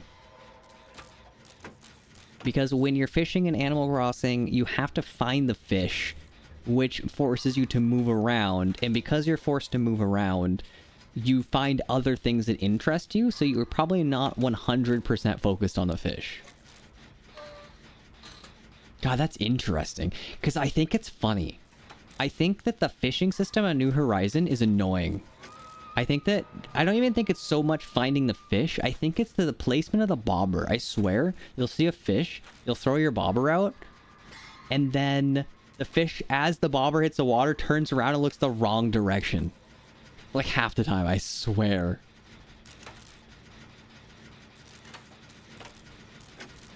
I low-key kind of like how Stardew Valley works, because there's a lot of side quests you can do. Okay, so like the little like, oh, okay, I kind of like that. So you like having alternative tasks, side quests. Like you don't have to farm. When we say side quest, do you mean like the legitimate, like the find the mayor's underwear or find the building person's axe in the forest? Or do you just mean like you can do other things? Like instead of farming, you can do animal care, or... Actually, what are the main ways you make money in Stardew Valley? I think you kind of have to farm for the most part. Not farm directly, but farm-esque activities. You can mine. And I think that would make you money.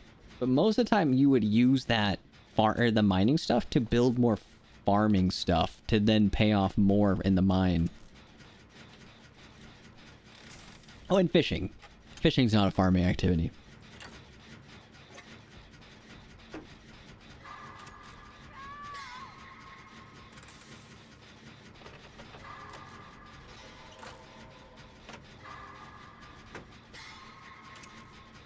I know you mean Animal Crossing AC, but my mind keeps going to Assassin's Creed. Wait, what makes you think Assassin's Creed? Oh, because AC. Okay, I get it. I think we can finish this. My entire build is to... I was hoping I'd make that. Yeah, he's hitting that. We leave. Take him across the map. Oh, he's got Bamboozle. We got to keep that in mind. That's a secret little thing to know for later. Oh, he left. He went for the unhook, I bet. Okay, back to our gen. Just kidding? No, we're not kidding. Back to our gen.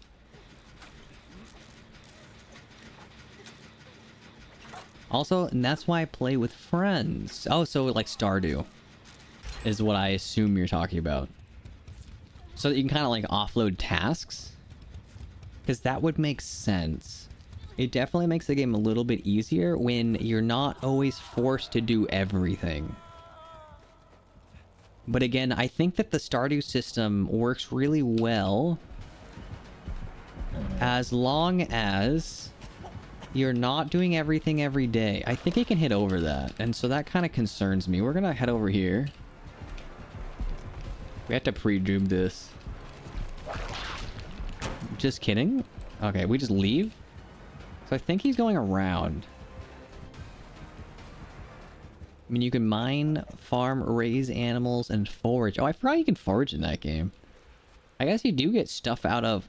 Why do I see that box? You do get stuff out of chopping stuff down and, like, killing weeds and stuff.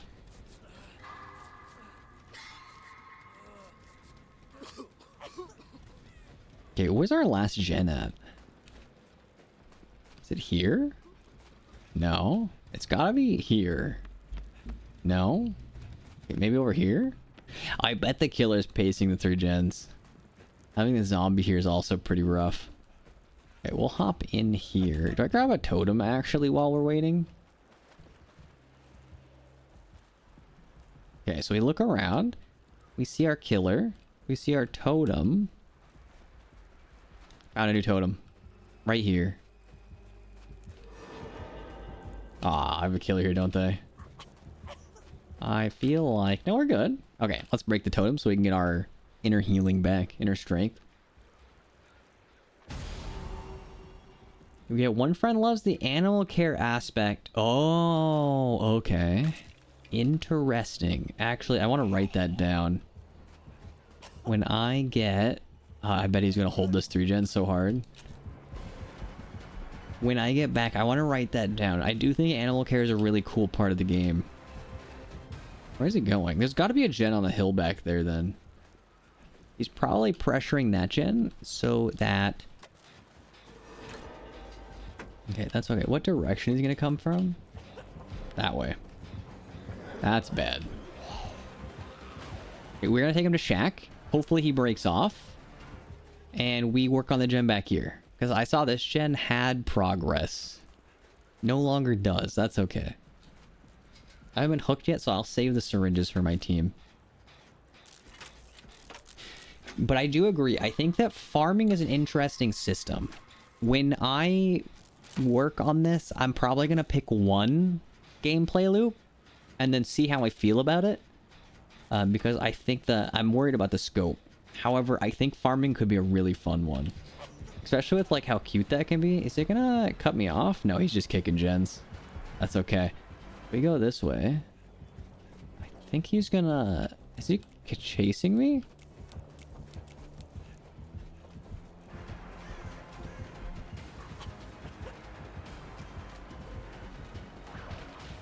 As long as we're pressuring gens, he's going to lose. If he doesn't engage in a chase. The question is, will our team survive? The other gen's got a little bit of pressure. I think he's already kicked it, though. But our teammate's working on a far gen, which is probably over there. And because they're working on that, I think we're in a pretty good spot. Oh. Also, okay, so the fishing minigame. I wanna focus on fishing right now, because I feel like it's the one activity in both Stardew Valley and Animal Crossing that I can do without feeling like it's work.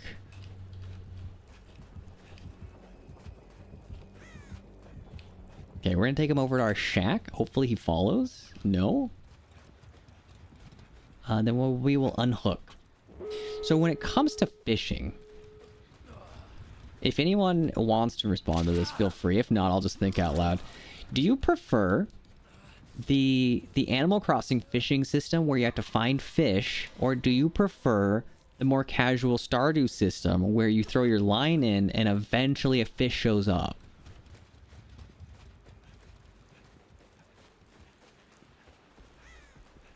Because that's kind of my thought. I think personally, I like the more casual system where you drop a line in and wait. However, after the conversation we had earlier, I feel like the reason they would have done the shadow system is because it encourages you to move around. And because it encourages you to move around, you do more...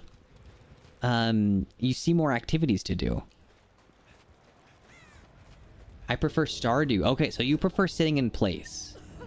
That's kind of my thought. That seems like the way better system. Where's our teammate at? Oh, I think he's already out.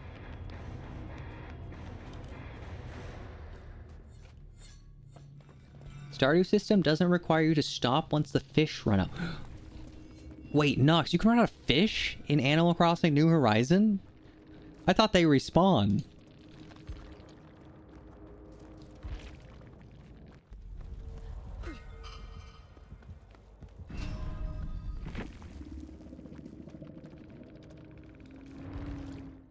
Okay, I'm gonna write that down. Let me get my iPad back out. Also, if Lean was here, I wish I could share their horrendous iPad connection thing. They've got like 6 adapters so that they can plug their iPhone in and share on their stream. And it truly scares me.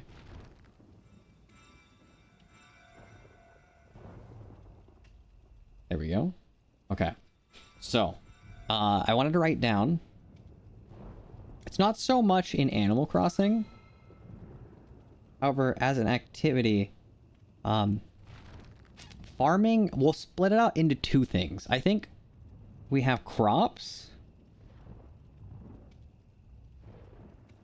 And I could say husbandry, but I don't know. I don't want to spell that word. And so we'll say animals.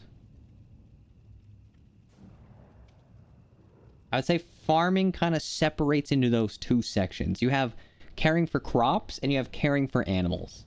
And I think both of them are very fun systems that you can have in a game. Ice, I give you permission to show the chaos. Oh, thank you. Let me see if I can find it. 1 second. Okay. Feast, you're right. Oh, I gotta hide this. Okay. So they have... What is this? They have... I'm assuming this connector goes into their iPad. And then it gets HDMI out. No, maybe it's that one? No. So iPad here. HDMI out here. Comes into here to a capture card, I'm guessing. And then what's this USB for? It goes into the... No, because that goes into the computer. I'm so confused. So we have a USB here. Thunderbolt, probably. We have USB here. Wait, no, this is... This cable's thick. God, I don't even know. But I'm impressed. I'm glad you got it working. I think that's all that matters.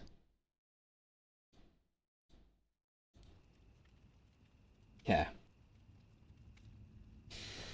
Okay, so fishing.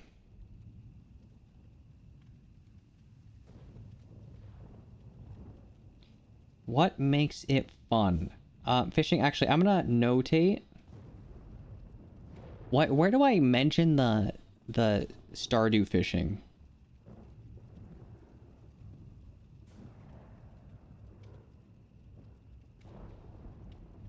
We're just gonna write it down. Stardew 1 location style. I'll separate this out later.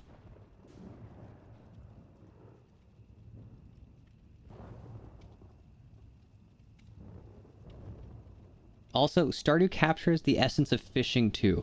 Sit back, relax, wait for the bite, just like real fishing. Oh, interesting. I didn't even think about that. We're gonna... I'm gonna make a note section. Rewards. No, would that be... It'd be like preferences? Green. Put it here.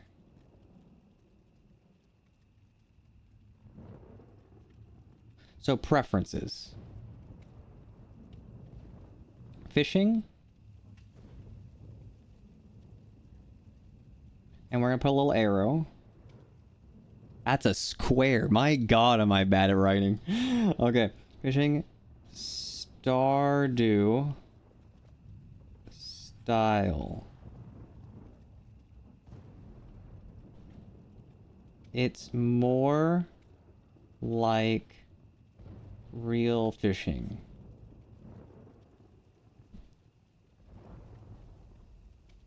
Okay. What makes fishing fun? I actually might need more than the space for this. Put it here.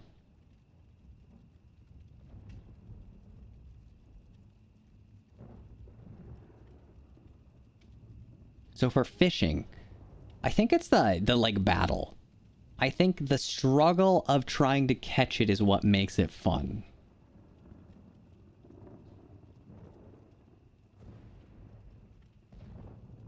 So the battle or the struggle.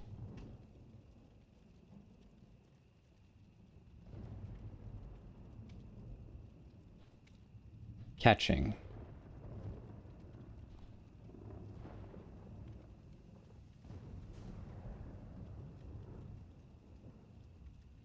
I don't know if anyone wants to chime in on that. I feel like it's the back and forth that makes the fishing activity fun. The idea in Animal Crossing is that you are patiently waiting for them to tug for you to do the response, and in Stardew, you are actively trying to get them into a spot while they are actively fighting you. And so it seems like the pressure of that back and forth is what makes it interesting. Out of curiosity, back on the same idea of fishing, is the struggle mechanic. For people that play both Animal Crossing and Stardew, do you prefer the Stardew fishing because it's more interactive? I know with Animal Crossing, the fishing being reaction-based feels not very inclusive. And what I mean by that is there are people that do not have fast reaction times, whether they are older or they just have a slightly slower reaction time than normal and it punishes them for catching harder fish like sharks, or maybe they have like physical disabilities. And in these circumstances, they reasonably cannot be expected to have a reaction time to do the activity. And so I feel like the Animal Crossing version is less inclusive. And I don't think every system can be inclusive. However, I feel like the Stardew system has more to it. You can get upgrades and stuff, and it makes it easier as you go. And as you level up, it becomes easier. So, like, I think I agree, Tech Breeze. I think Stardew has the better system. Fishing is fun because it's relaxing and it's a burst of adrenaline when you get a bite. Okay, okay. I think that's a good part, too. So, the struggle of catching... We're going to separate this. Relaxation, then... Relaxation... Then...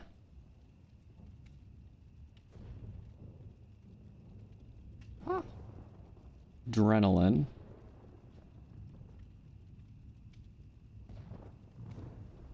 On, like a bite? Because I agree. I think there's like a disconnect. The relaxation kind of lets you relax, zone out a little bit, and not worry too much about it.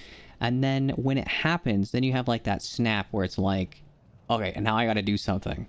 And so I think that does help a lot. I guess the question I need to think about, I'm gonna use the restroom, is when... How do I fit this into a bigger picture? So in this circumstance, I want to limit the ability to do activities constantly, because you could just spend all day doing it, and I'm worried that could be bad. I guess fishing... I guess fishing is... I've never been burnt out by it. Has anyone heard of a story or like a friend that does not like the fishing because they did it too much? I can understand if it's not your like mini game, but has anyone been burnt out from a fishing mini game? I'll be right back.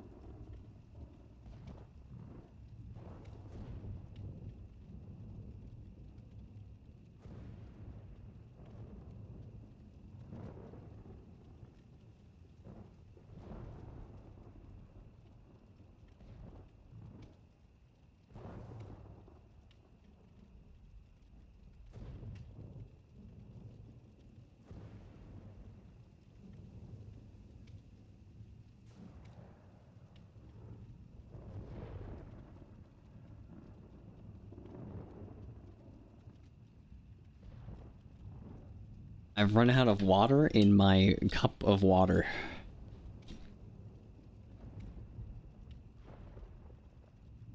I will have to switch to a different cup. Luckily, I always bring 2 for stream. Okay. Alrighty up. Now, fishing for a whole day in Stardew is a good pace break activity. It's important taking a break from talking to people and tending the fields and crops and what. In between crop rotation, having days with fishing is a nice break. Okay. With that in mind, I think that mining would probably make a similar idea. If there was monsters, I don't know if I'd go that far, but if there was a... Let's see. Fun. Activities. We're gonna come back to here. Mining, because I like that idea. I like the idea of fishing being a break, because I feel the same way for the mining. I think in Stardew, going into the mines was a good disconnect from the rest of the game. And it was just kind of like a nice, focused activity that was very disconnected. So, mining, crafting. We're going to make a little side note here. And it's going to be... like, dungeon? Gion. Because in particular, dungeoning isn't specific to mining, but you often would find stuff to mine in a dungeon.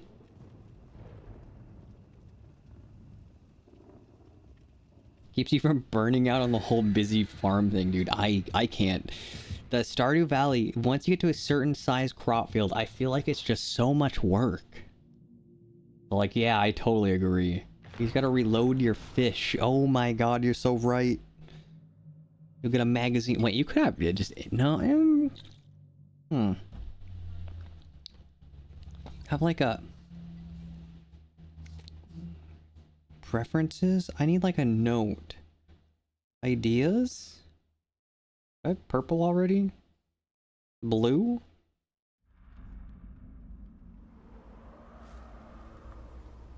Limited. Fish. Storage. I think the idea... I'm not even sharing the screen. However, I wrote that down.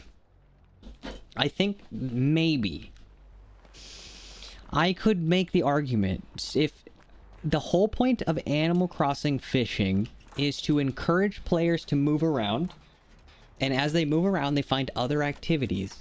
If you limit the inventory size while fishing and maybe add an upgrade system so they have a progression system. Hi, I'm on stream. What's up? I want to show you. My tea looks like pee. I'm so glad that you could share your piss tea with me. Doesn't it? It does. Thank you. You should drink more water next time. Hey! Thank you. Oh, it's a huntress. Whoa, that would have been bad if I was... if they had aimed up a little higher. The only thing with capacity and inventory is I feel like inventory can be a struggle that can be annoying. It's like a necessary evil. I think inventory can be great, but I also think inventory can be like a crippling detail.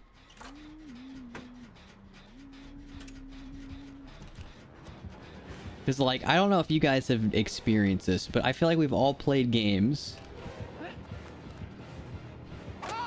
where the inventory stops you from enjoying the game as much because... I ran into a wall. Who put that wall there? Oh, they're catching up. They're fast.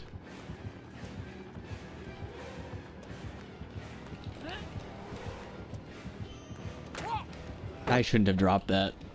There's a hex here. What's she doing?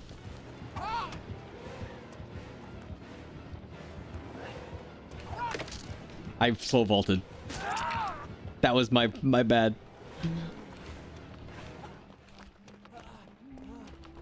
I want that hex. You guys saw that hex? I saw that hex. I think we all want this hex. Let's do a little loop.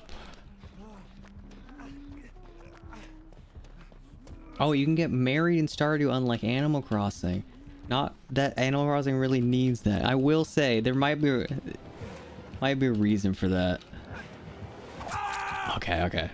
They deserve that.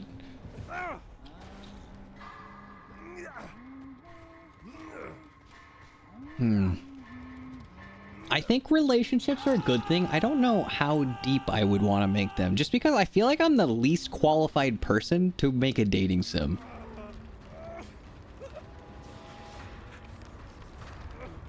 Okay, so back to burning out on fishing. The closest I've heard is running out of fish or getting the same fish. Oh, Nox, you're so right.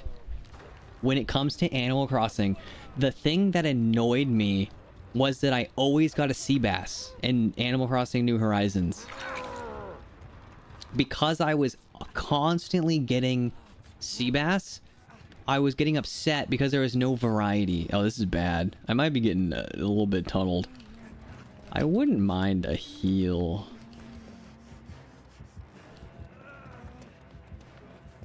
Take her to Shack and hope for the best. At least it's a B+. Yeah. Or it's at least a B+. That did burn me out. You're so right. So variety is really, really important. Because I remember back in the old Animal Crossing, I would do it all day just because I loved the idea that I could...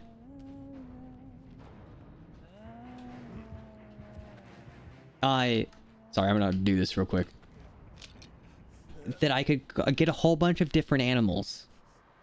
So, like, I remember in Animal Crossing on the GameCube, you could go to, like, an island, separate from your own island, and that you could then harvest a whole bunch of different, like, insects and stuff, and I thought that was awesome. I loved all the different insects that you could get into. And the fish, it always felt like you were catching something different. I felt like most of the time you'd have a full inventory of fish, you'd have, like, 2 or 3 duplicates. And that variety makes it feel so much better. But when it was, like, Animal Crossing... New Horizon, I caught like 100 sea bass. Because I caught 100 sea bass, I didn't want to see any more bass.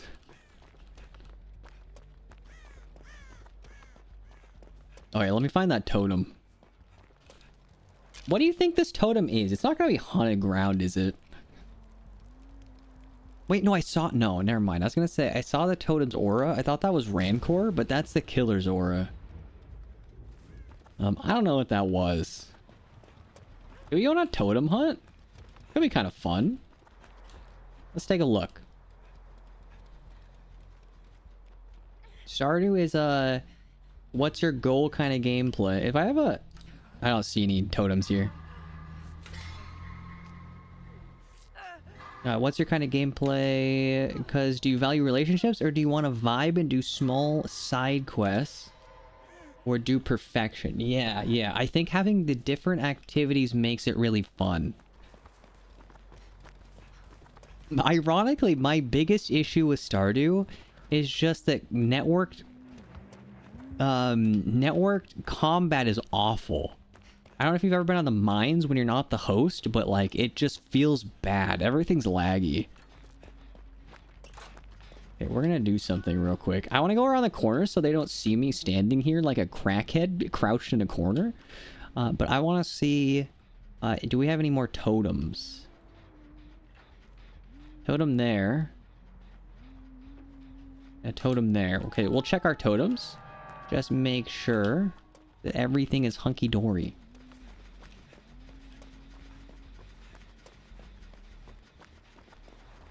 Okay, both totems are not lit. That is great. We're gonna go wide. I think the killer's in the main building. Oh, no, they're back there. We'll go unhook. Also, Stardew Co-op is fun. Yeah, I want to make a game in the same vein, same style, but it's going to be multiplayer focused. I've done a lot of play around with multiplayer in the past, and I think it could be a really fun way to do it. I've also learned how to make Unreal Engine not run horribly. So I actually am excited to work in it again. Because I hate that every Unreal Engine game runs like crap. Like, for example, the default project, I could only get to like 200 FPS. And that sounds like a lot. but optimizing it, I can get it to like 2 or 3,000 FPS because most of the Unreal Engine's not needed.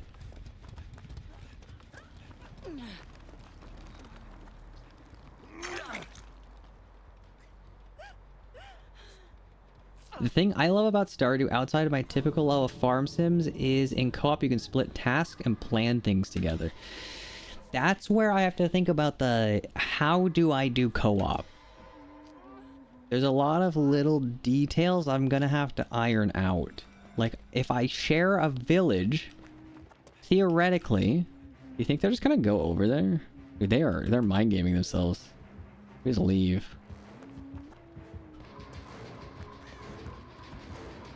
I've changed my mind. We're no longer leaving.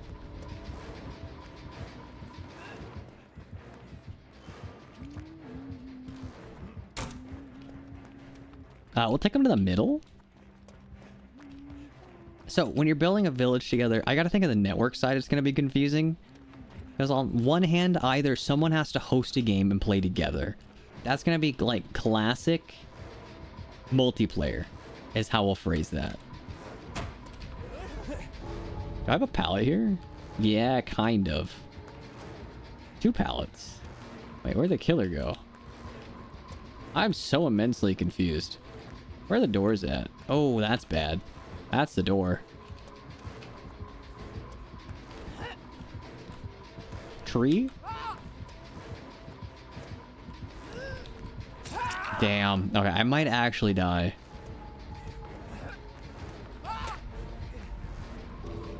Okay, this is our death. Start up things, right? I almost saw the swing and I thought I was out. We're gonna crawl to the exit gate. I hope our teammates aren't in the exit gate. Because if they get pushed out, I get moried. That's okay.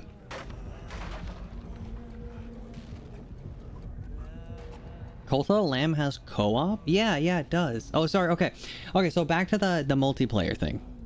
Oh, my teammates left. What a shame. Wait, what's happening? You know what? I want to see what you want. So classic multiplayer. Someone hosts a lobby and you play on it. The thing that I'm curious about, I don't know the logistics of it. However, when... What is it? There is, I don't know if you guys have ever heard of, like, what are they called? Like 40K, not 40K. Like the turn-based strategy games that are ultra complicated. Think of the ones that kind of look like Risk. If Risk was written by like a crazy person. Because it just has a bajillion rules. No, not even XCOM. I'm thinking like, what's the... Not 40K, because that's the universe. It's, we're going on Steam. Store. Oh god, do I get banned? 1 second. Do I have naughty games enabled? 1 second. I think we're good. Shop. Turn-based. World turn-based strat map. What are they called? 4X. So the term is 4X or grand strategy. And the thing I like about these games is some of them offer asymmetrical multiplayer. And so the idea with asymmetrical... Wait, was I going to write anything down? I don't remember if there was something we discussed that I wanted to write down. But when it comes to asymmetrical multiplayer, the idea is that a player could do something. Let's say, for example, you have 2 people that want to share an Animal Crossing world. With asymmetrical multiplayer, one person loads up the world and plays in the afternoon, and they do their things. They hop off. Then the next person independently pulls up the same world and plays in the evening. And that file synchronization would be amazing. The ability to have a synergized world with your friend that does not require your friend to be online. I don't know if that's even going to be, like, theoretically possible in the scope of what I want to do. But I really want to look into it. Actually, let me write that down. Because I didn't really have a word for it. But now I feel like I at least have a word for it. Wait.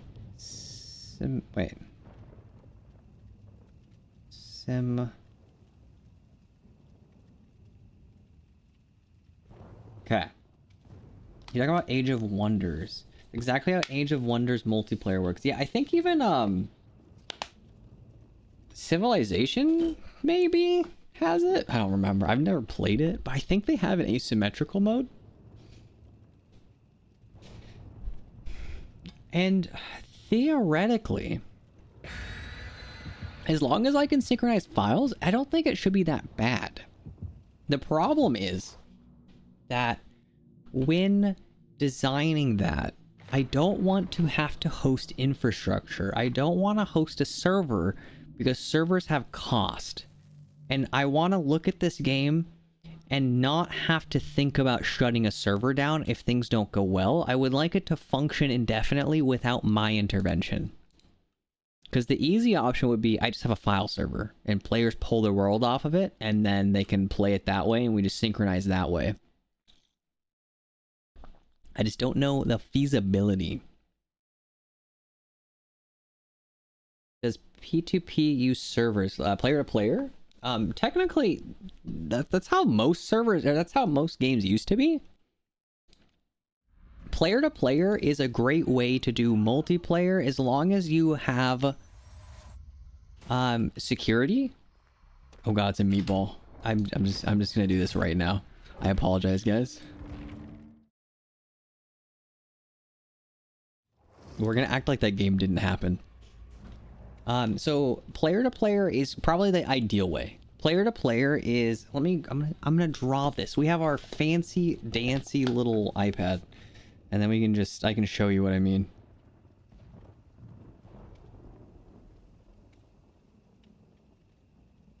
You know what? I don't need a toggle for this. I think I can just make it work. So the old method of multiplayer, and the most common, is peer-to-peer. P2P. You have player number 1 and player number 2, and they directly communicate back and forth to each other. This is a great system because you do not have a server.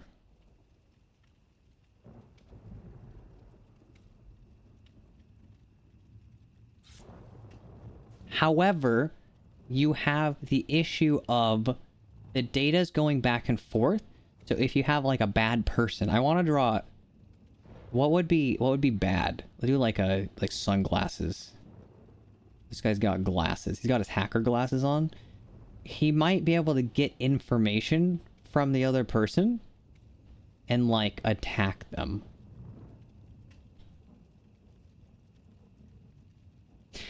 And so that's the issue with peer-to-peer. Is if you don't find a way to secure this piece... Here's a little padlock, like a little key. It looks like a fish, but it's a key. If you can't secure that, it opens attack vectors. It's not secure. And that's what happened with web phishing. They didn't secure their servers. And so... they were able to get attacked, and it's not secure to play the game with random people because of that specifically. The other options, maybe I should have not queued up. Other options are servers. You can use dedicated servers, and that's the easy way.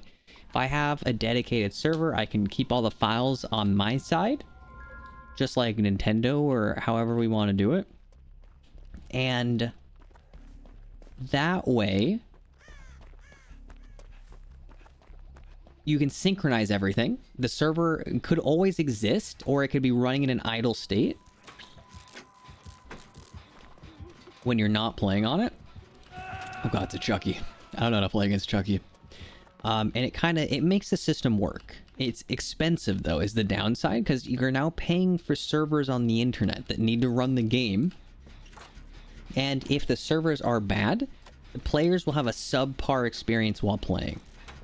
And so that's the downside. I remember playing a game called Clone Drone Date. Wait, what was it? Clone Drone Danger Zone something something. Is a bunch of short words. And they had dedicated servers. And the dedicated servers were really, really laggy. And so when I played it, it made the experience noticeably worse because I had like a 100, 200 millisecond latency trying to play on their servers. And I was just playing like co-op with a friend. In that circumstance, peer-to-peer by far would be a superior option because there's no intermediary connection. I don't have to send my connection to a server. That server doesn't have to reply to my friend. We're going straight back and forth, and it cuts out that latency in the middle. Is he doing an adept? He has friends till the end. That's his own perk. But yeah, cons is expensive. The third option that I want to figure out is if I can somehow get the file storage and somehow get the files to synchronize in some way. And I don't know the logistics of that for free. And hook them. I know Steam has a file server built in. And you are allowed to store files in it. But I don't think you can load other players' files. So that's where the problem becomes. Okay, it's technically. I could make it like a paid... I say I could make it a paid thing where you store them in a place and like you have a subscription. And all it does is allow you to synchronize. So for example, you can host servers for free and you can play with your friends. The classic peer-to-peer. However, with the subscription, you upload a copy to a server and then your friend can pull that copy down and play it, and it keeps everything synchronized. And that way you're directly paying for that feature and you get something out of it. However, you are not... I don't have to worry about supporting it long term. You do not require it and it will function without it. Oh, there's a hook right there.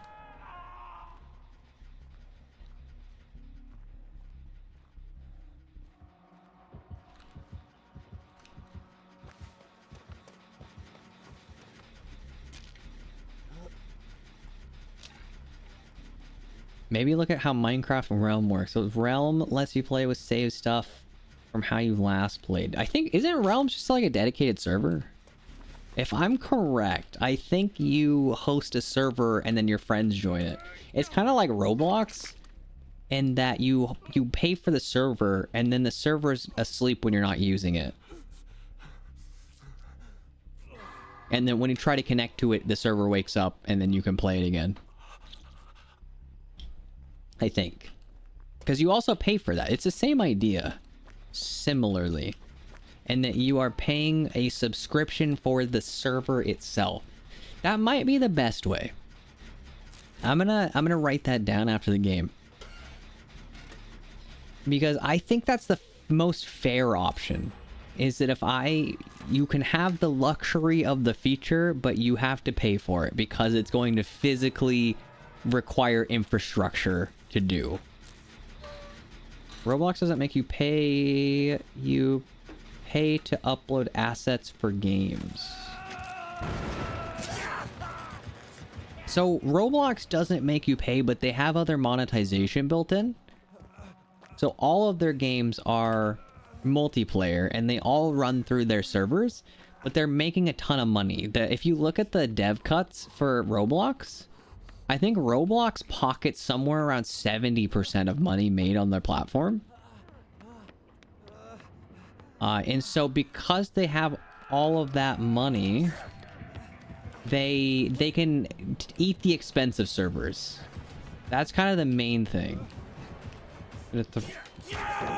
I hope that was gonna work. So like,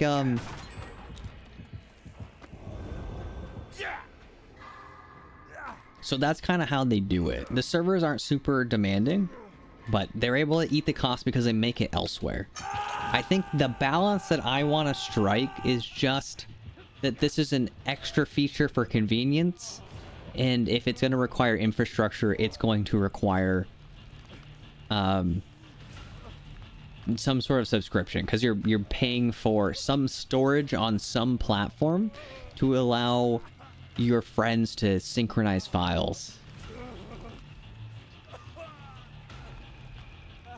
Because I don't think there's really a better option for it. But if I can have it synchronized in some way... Actually, no, you're good. There you go.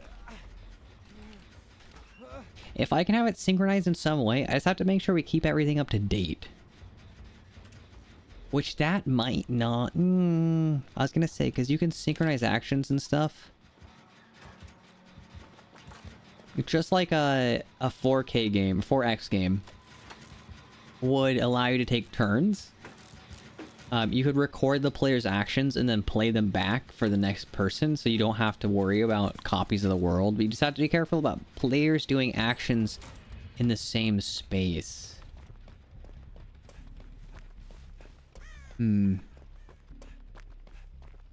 Alternatively, you just have a checkout system. Like, you check out the world, and then when your friend wants to play, you just have to join their session. That would probably be the easiest option. Because if it's a shared world, we expect them to play together.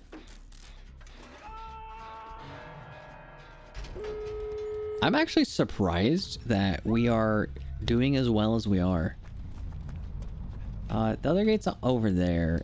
I'm gonna do this gate and we're gonna run to the other side of the map. Oh, wait, are they dead? No, they're not. He's also headed over the other side of the map. We're gonna head over there. I don't know if I'll make it out of this match, but that's okay. Maybe not. He might just send it. I think he's thinking about sending it. I don't make that, do I? Oh, wait a minute. No, this is great.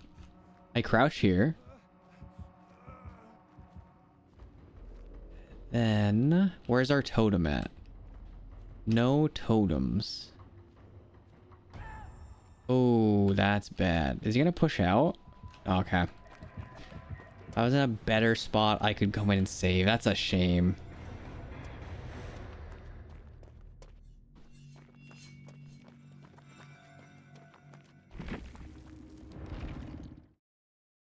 But if I left the exit gate right there, I was worried I was gonna go down. Okay, actually, let me write this down. Because I think the biggest issue is just storing the world. I have to put the save file somewhere. So let's go back. Asymmetrical multiplayer. And then I'll make a little reference. Maybe like a sub.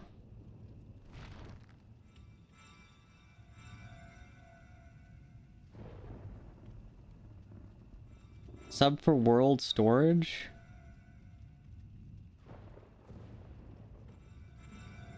Slash server. Because that is an option. You could also make it straight Minecraft Realm, where you pay for a server and it does the dedicated server. I think it's possible. I think I can make it. Have both peer-to-peer and peer-to-server.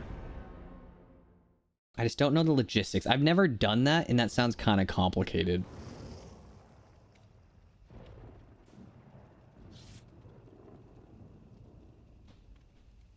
Okay. Oh my god, I gotta show you. This is cursed. Look at the other A's. Oh, wait, we can match. Oh, you can't even see.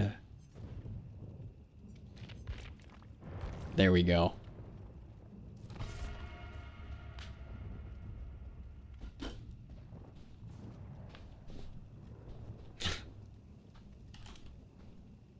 He's got the cheeks out. I gotta get the cheeks out. Ah. Oh. Okay. I got one more round in me, and then we hop off. But this has been, honestly, like, a super insightful. I appreciate you guys talking about this with me. because this is one of those things where it's very hard to figure out what's enjoyable if you only have your own viewpoint. Because what you enjoy is not always what everyone else enjoys. And I feel like my viewpoint is kind of abnormal from a lot of people. So, let's see. What other things can we think about right now?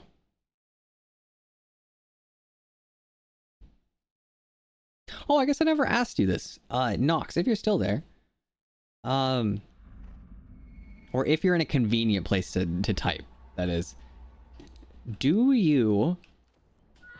If you only could do one activity in Animal Crossing due to time, let's say you have like 10 minutes to play, what activity would you choose? Just on a general day without pre-planning. Because I know it is possible that you could have like, oh god, Taco's in our game.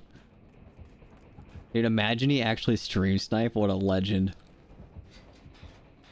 So imagine like, you're picking up Animal Crossing for the first time. What's the first activity you do after a while? That way you don't have pre-planning. Because I know sometimes maybe you're working on a project and so you'd want to pick that up. And I guess, Lean, have you played... I'm assuming you played Animal Crossing. You're more than welcome to answer that question as well. So I just have to think of, like, what do people enjoy the most? Oh my god. I'm actually surprised that she can curve that hard. We'll take her to Shack. Shack is kind of dangerous, isn't it? Because if she goes down, I die. So what we're gonna do is we're just gonna keep running. And then we're gonna go back to the window. Does she have bamboozle? She crouches. We leave.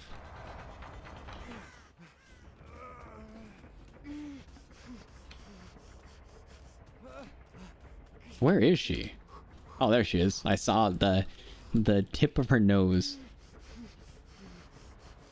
For Animal Crossing, I'm a side quest person. I scavenge and interact with the villagers. So the relationship part, and we say scavenge, like finding things in the world, so like bug catching, or...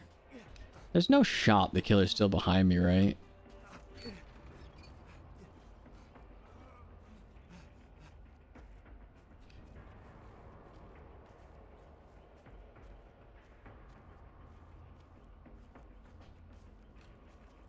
Okay, let's go break our totem and heal. Should be one right here. Explore probably. See what and who I can interact with. Like if I've picked up the game either for the first time or the first time in a while. Okay. Explore probably. So do you prefer the socializing aspect and like the friendly stuff that you can do with other villagers? Or just kind of like seeing what's there. Interacting with the world in general. Let's go grab our other totem, because there's one over here as well.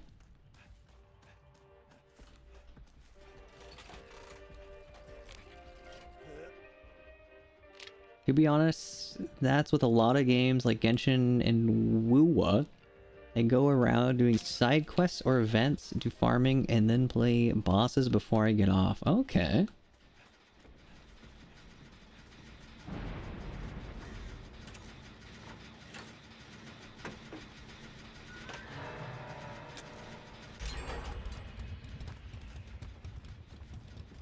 Oh, they're in basement. That's a shame.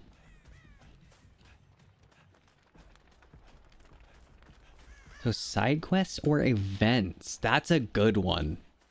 Honestly, Lean, I need to write that down. Events are an amazing thing. Having things that make the world feel alive, I think, are a big bonus in a game. We're gonna see. Is our killer sitting right here? It looks like they are. We're just gonna leave. Dude, imagine Taco stream snipes, get into the match, and then gets camped in basement. This might end up being a trade.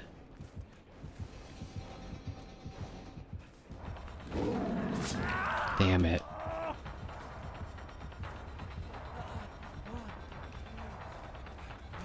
Okay, okay. As long as they can get down there, that's what's important. If they can get that...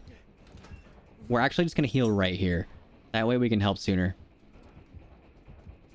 Scavenge as an underwater fishing forest and going to other islands. Okay.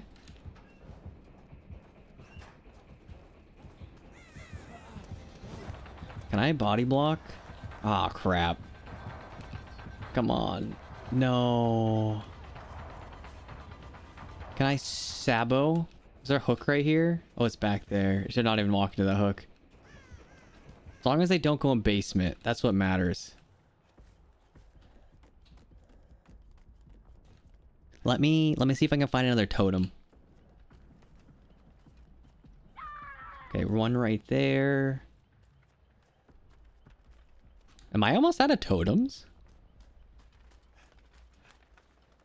Scavenging. So when you talk about scavenge as in underwater, okay, I wasn't sure if you meant scavenge as in like bugs and stuff. I know personally, I love the random bugs that appear because I remember, especially in the old Animal Crossing, you would find some of the like weirdest looking bugs, and just because it looks so different, it made me want to catch it. Oh, she knows. Damn. How's our recovery looking?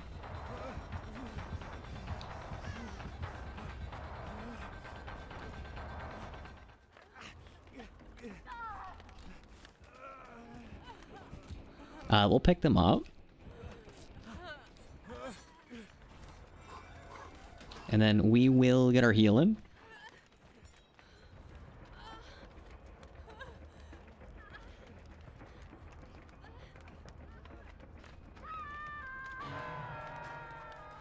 And then maybe we'll get the killer's attention. Oh, she's on a mission.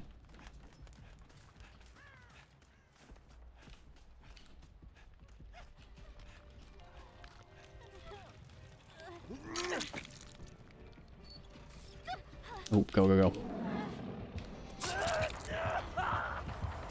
Side quests are what I do when I don't have the energy to do the main quest. See, that wasn't my thought. I feel like I want to accomplish some big goal when I hop on.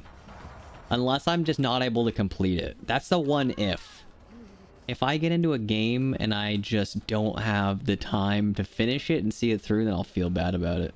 They're not going to pick up because I'm here, right?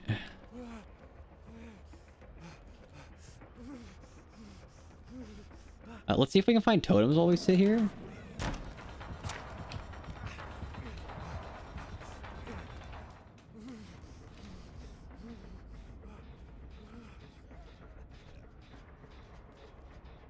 Where are the other totems? Okay, we totem there, got it. We'll grab this one. Dude, imagine they have Noed and I counter it.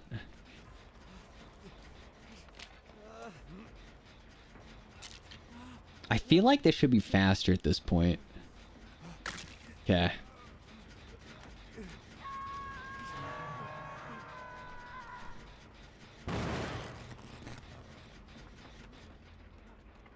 I'm a ferret. Thanks for the head pets, Lean. How long have I been in here?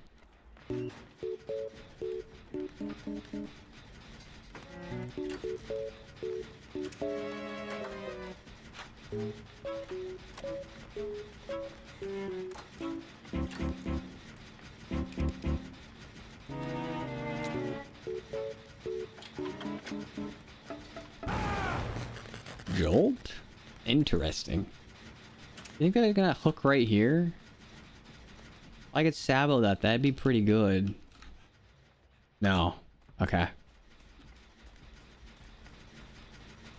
Both, even if they're wildly two-dimensional in New Horizons, I still find the villagers cute, and I like looking around to see what can be done. Okay, so you're like planning things. Yeah, I agree. I feel like the villagers in New Horizons have like half the personality that they used to. It's honestly a shame. We're gonna finish this. We're locked in.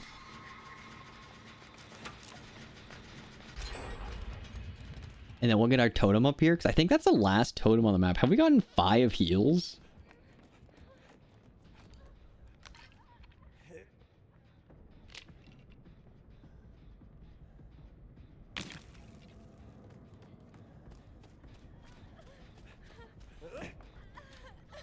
Okay, we'll do a little heal party. Oh no, Taco's about to die. Where is Taco? I wish I could see. You want to heal? Or you want to go by? You seem like you want by. Okay. Where? Oh, where is Taco? I bet they're in a VC if they're running in the right direction. Maybe? Where is he? Oh, I don't think I make that. We'll hop on a gen. Side quests are fun because it's not a commitment to your memory. It's just you, or if you can do the time and just want to mess around. So you, okay, so you prefer the side quests because they're simple? I'm assuming that's kind of the gist of it. Like, you don't like when it branches out and you have to do multiple things because then you have to start thinking. Not in a bad way. Just saying, complex stuff requires brain power, and not everyone wants to give brain power all the time.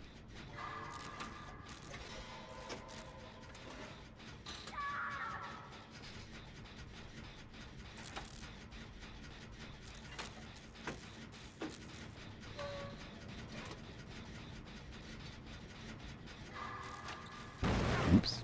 Sorry, I was trying to think. I was deep in concentration.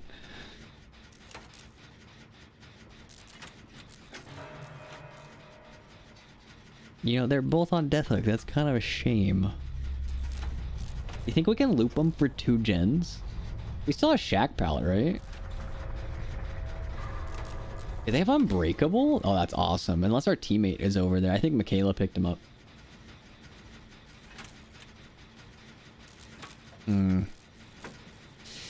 God, I will say, I think the villagers are cute. I just don't know how I would go about villagers.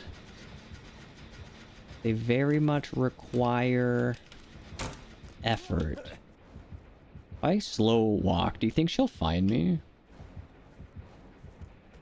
So here's my thought. They vault to follow me, and then I immediately go back to the gen I was working on. Okay, they didn't follow. I was curious if they'd try to get the down. I didn't realize our teammates on the ground.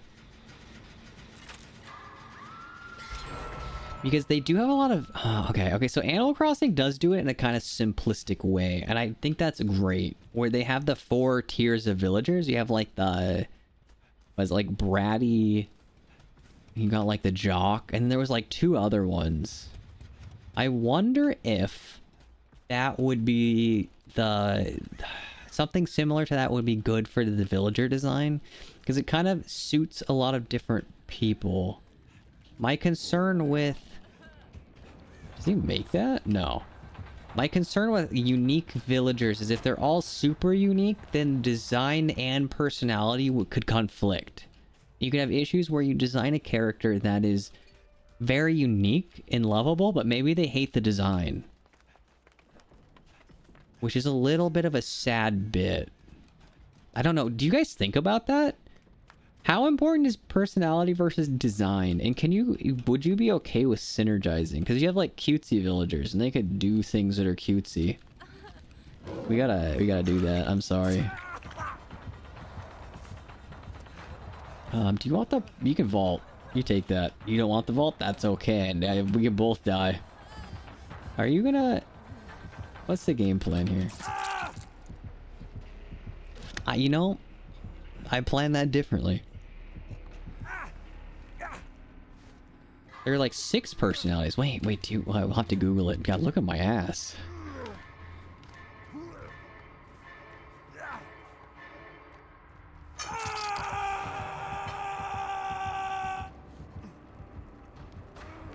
Oh, you could have friends and family help make and name villagers. Maybe, honestly, that is that is a project in itself. It would be interesting. I don't think I could do it myself. I feel like I would just find an artist that can add their own personalities and stuff. Because that is not my expertise. I am very hard-coded to programming and logical stuff, and as soon as it gets to creativity, I struggle. That's a trade. That's a shame. Where's our other teammate down at? We have a pallet, right? she cuts me off, I'm dead. No, okay. I need to go the other direction. I can't give up the pallet. If I give up the pallet, I lose. Where did she... Wait, she doubled back? Okay. Messed up.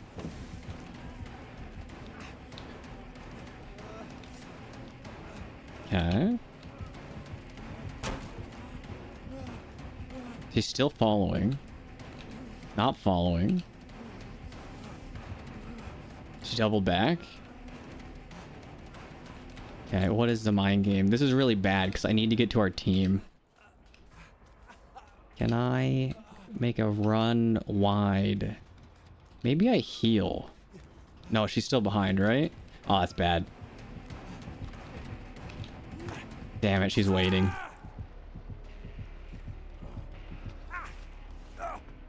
Okay. We did what we could.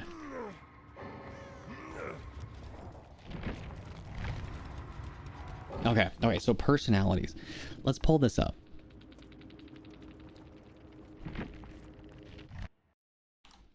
Where am I?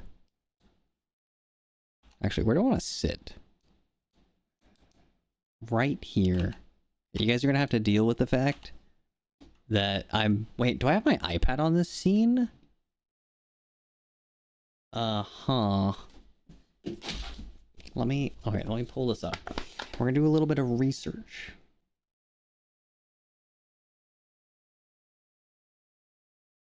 Okay, so we got that back.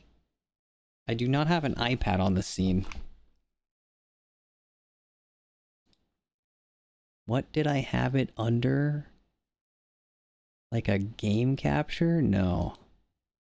Window capture? Okay, Rin. Put it here.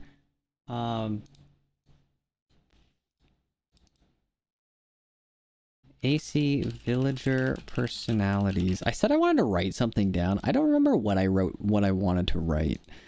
Let's do another... Let's do a window capture, and it's going to be...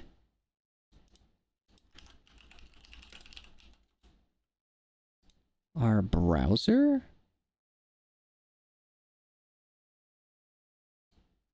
Wow, that's big. Make this a little smaller. Wow, there's a lot going on here. Okay, so personalities. Hopefully that's semi-legible. I guess it doesn't really matter. Okay, so there are 6. Okay, so we have lazy, normal, peppy, jock, cranky, and snooty. I think every design has 6 variants, right? So like you get like alligators. We have 6, right? Where are we? Sister...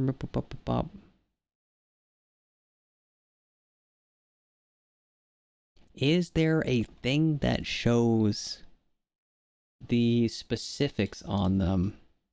Because I could have sworn they are classified by type. AC, villager,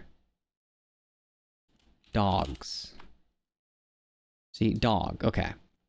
So we have dogs. And then we have... Oh, there's more. Oh, okay.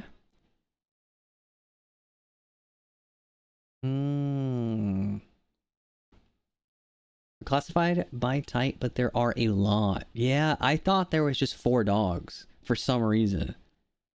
So, okay, so they do a design and then they classify. This is a terrifying looking creature. Why is his face green?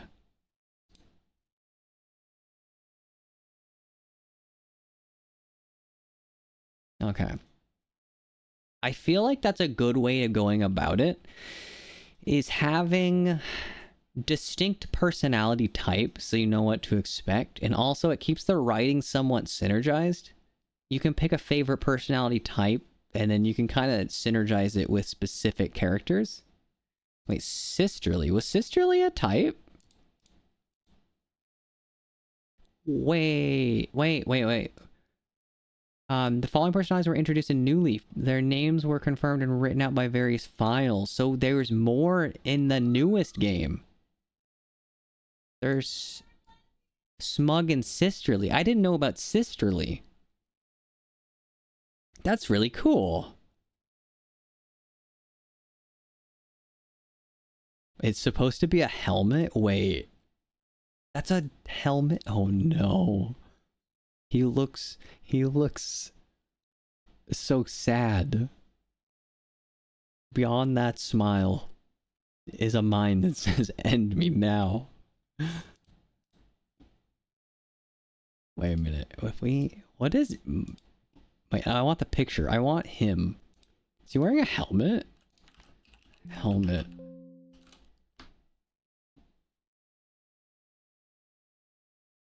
Wait, no. Bao is a yellow dog with brown ears and a green face. Tips of his paws are white and brown. I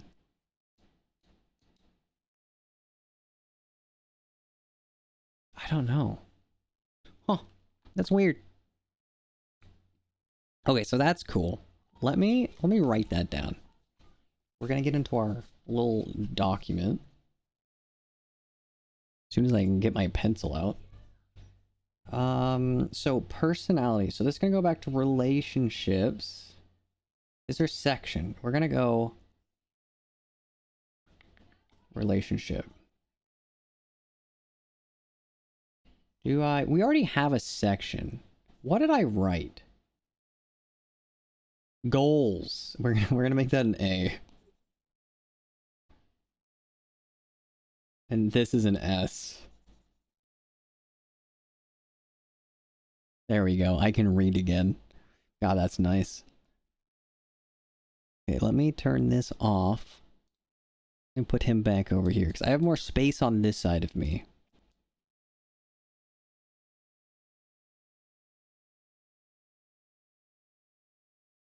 Good enough. Cool. Yeah, like how Lucky's supposed to be wrapped in bandages. Okay. Okay, I can see that. I could see it being a helmet. I'm actually glad it's a helmet and he's not just green in his face, because that makes me think of like a ghoul from Fallout. So relationships, goals. Let's go types.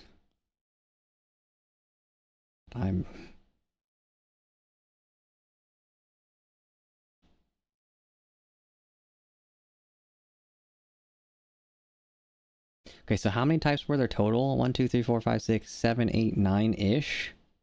9-ish.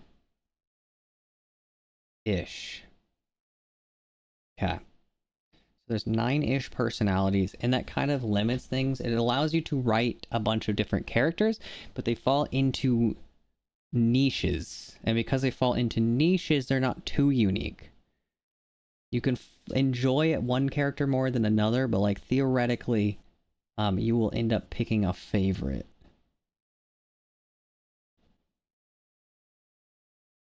Okay. And fishing. Okay, so the people seem to enjoy fishing because it's like actual fishing. I actually didn't even think about that. I think that's kind of an interesting take.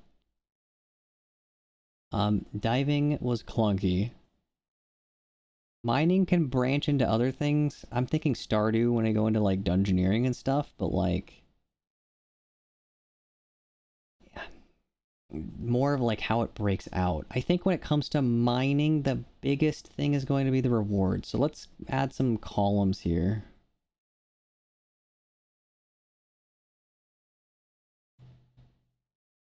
So, what makes...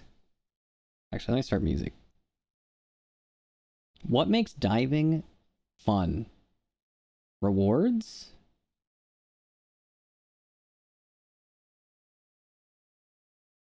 Rewards, maybe exploration? I just don't know that there is much you can make on exploration. That would be doable and interesting. Okay, so I'd say for right now, unless you guys can think of anything, diving, the biggest reason anyone's gonna do it is just because you get stuff out of it. Let's go ahead and section that. Do underwater exploration. Maybe take a look at Genshin. I think there's a lot you can do with it. I just don't think I will be able to devote that much effort into it. Because the scope of this has to be very small. So to make exploration interesting, I'll need to make like a big world. I don't think that's going to be doable as one person. So we'll keep it for that right now. We'll mark exploration.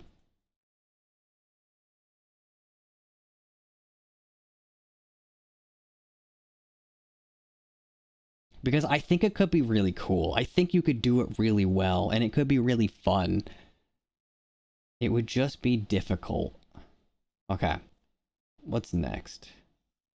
Mining? I'm gonna make this line a little straighter. Is there a cheat for straight lines? Mining. We have the rewards. I think rewards front and center is why you would mine.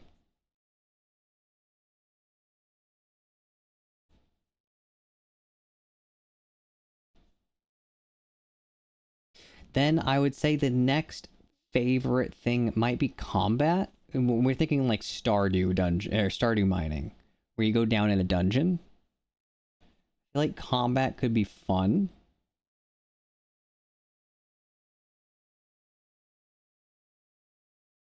What else is there? We have the crafting aspect, but I think that fits into the rewards. I think when you get the stuff out of it, you just enjoy it more. You know, we can go back. So I will try to grab one for each.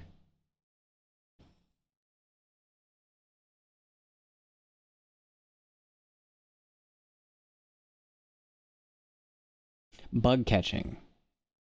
I think bug catching is cool because it makes you explore. I would almost argue the exploration and the search to find them is what makes them interesting.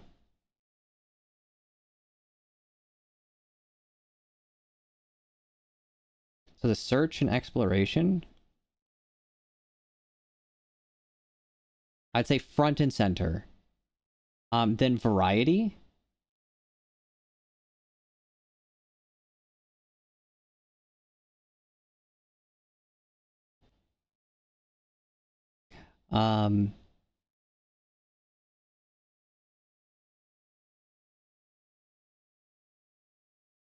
Variety, and then probably rewards. I think having a lot of different bugs is really interesting, but if you're catching the same thing over and over, it's going to get kind of boring. So I think that's one of the more pressing ones. One of the things that are more interesting, because it's one of the few things that I feel the rewards come secondary to the main enjoyment. Like, I especially like how Animal Crossing in the GameCube, I don't know if it's as common in the new one, but I remember you had to, like, slowly sneak up on a lot of the insects, and different insects had different, like, strategies you would have to try and catch them. And I think that tickled, like, a reward center. It made you more enjoy the activity, because it required just a small amount of thinking.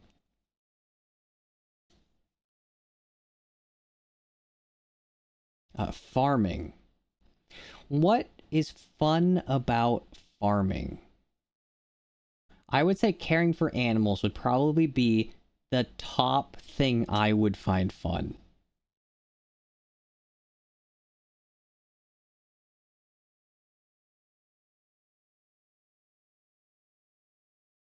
However, besides that, maybe creativity?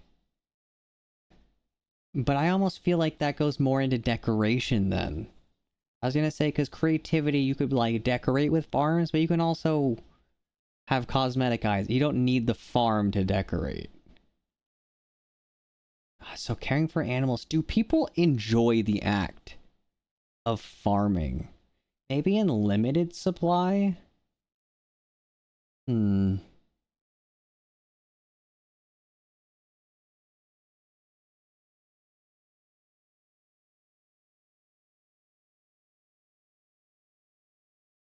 I think that's an interesting thing.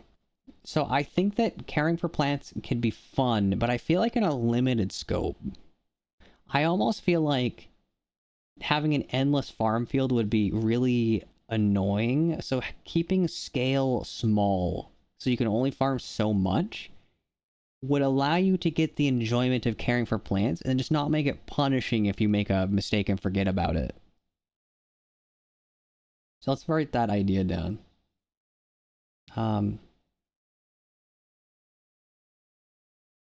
Farm limit crops to allow, but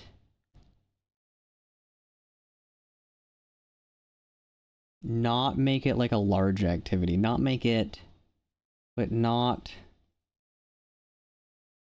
the only activity you can do for a day. Not overwhelming.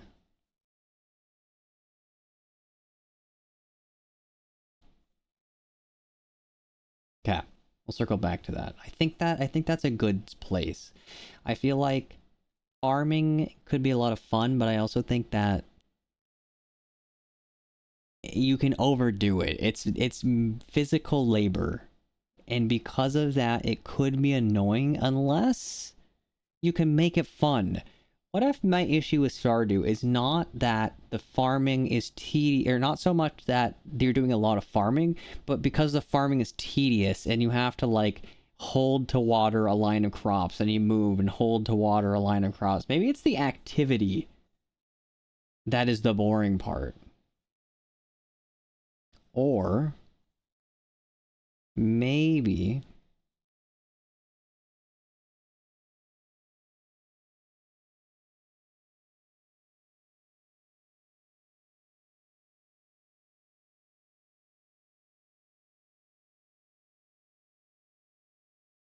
it's boring at scale.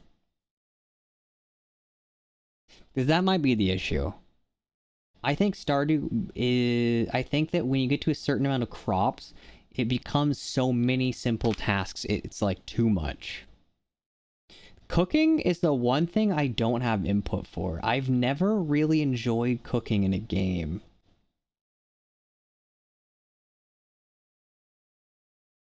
I don't know if you guys have anything you want to input for what you enjoy about cooking. However, my only guess would be like more of the RP aspects. So maybe RP. You could make people food, that's fun. The other piece of that would be probably rewards. You could have like a buff system.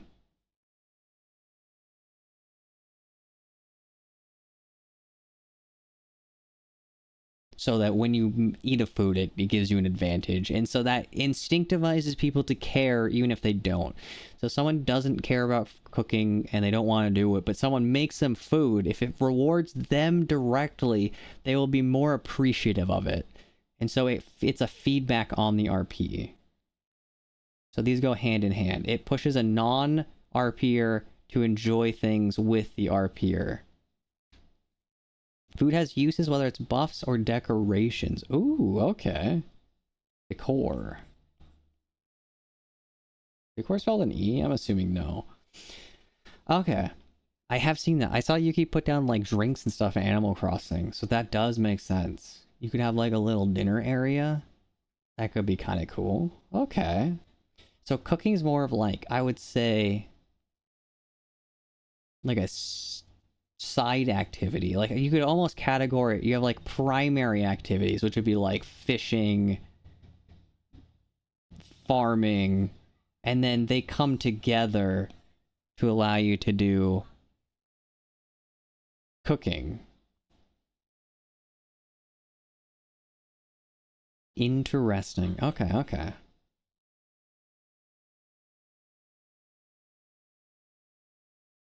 Cool. I think that's all. It's just something that's been in the back of my mind. I got on this thought train today and I was like, you know, I really want to pay attention to what makes this interesting because I'm curious if I can figure out the elements themselves and recreate them. I think that's the biggest important detail to me. can I redo what makes it fun without being a clone? Because I feel like copying is just not as interesting. Not that it's bad. I know personally there are... As a person playing video games, I am all down for it. If someone makes a clone of another game that I enjoyed and I can no longer enjoy the original, I am all down for a clone because it adds more content to what already exists. So, I wouldn't be upset by it, but I do want to be able to put my own spin on it because obviously it's something, if I'm going to make it, I want to do it my own way. However, I think is going to be best. But... with that said, I am going to hop off. Let me... I appreciate you guys being here. I appreciate you guys, like, filling in on your guys' input on this. Thank you for the head pets. We're just going up. Thank you. I appreciate you guys' insight on this, because like I said, this is something that I feel is hard to understand without other people's input. So, I hope you guys have a wonderful night. I appreciate you guys being here. I appreciate hearing from you guys. I hope you guys have a wonderful rest of your night. Good night.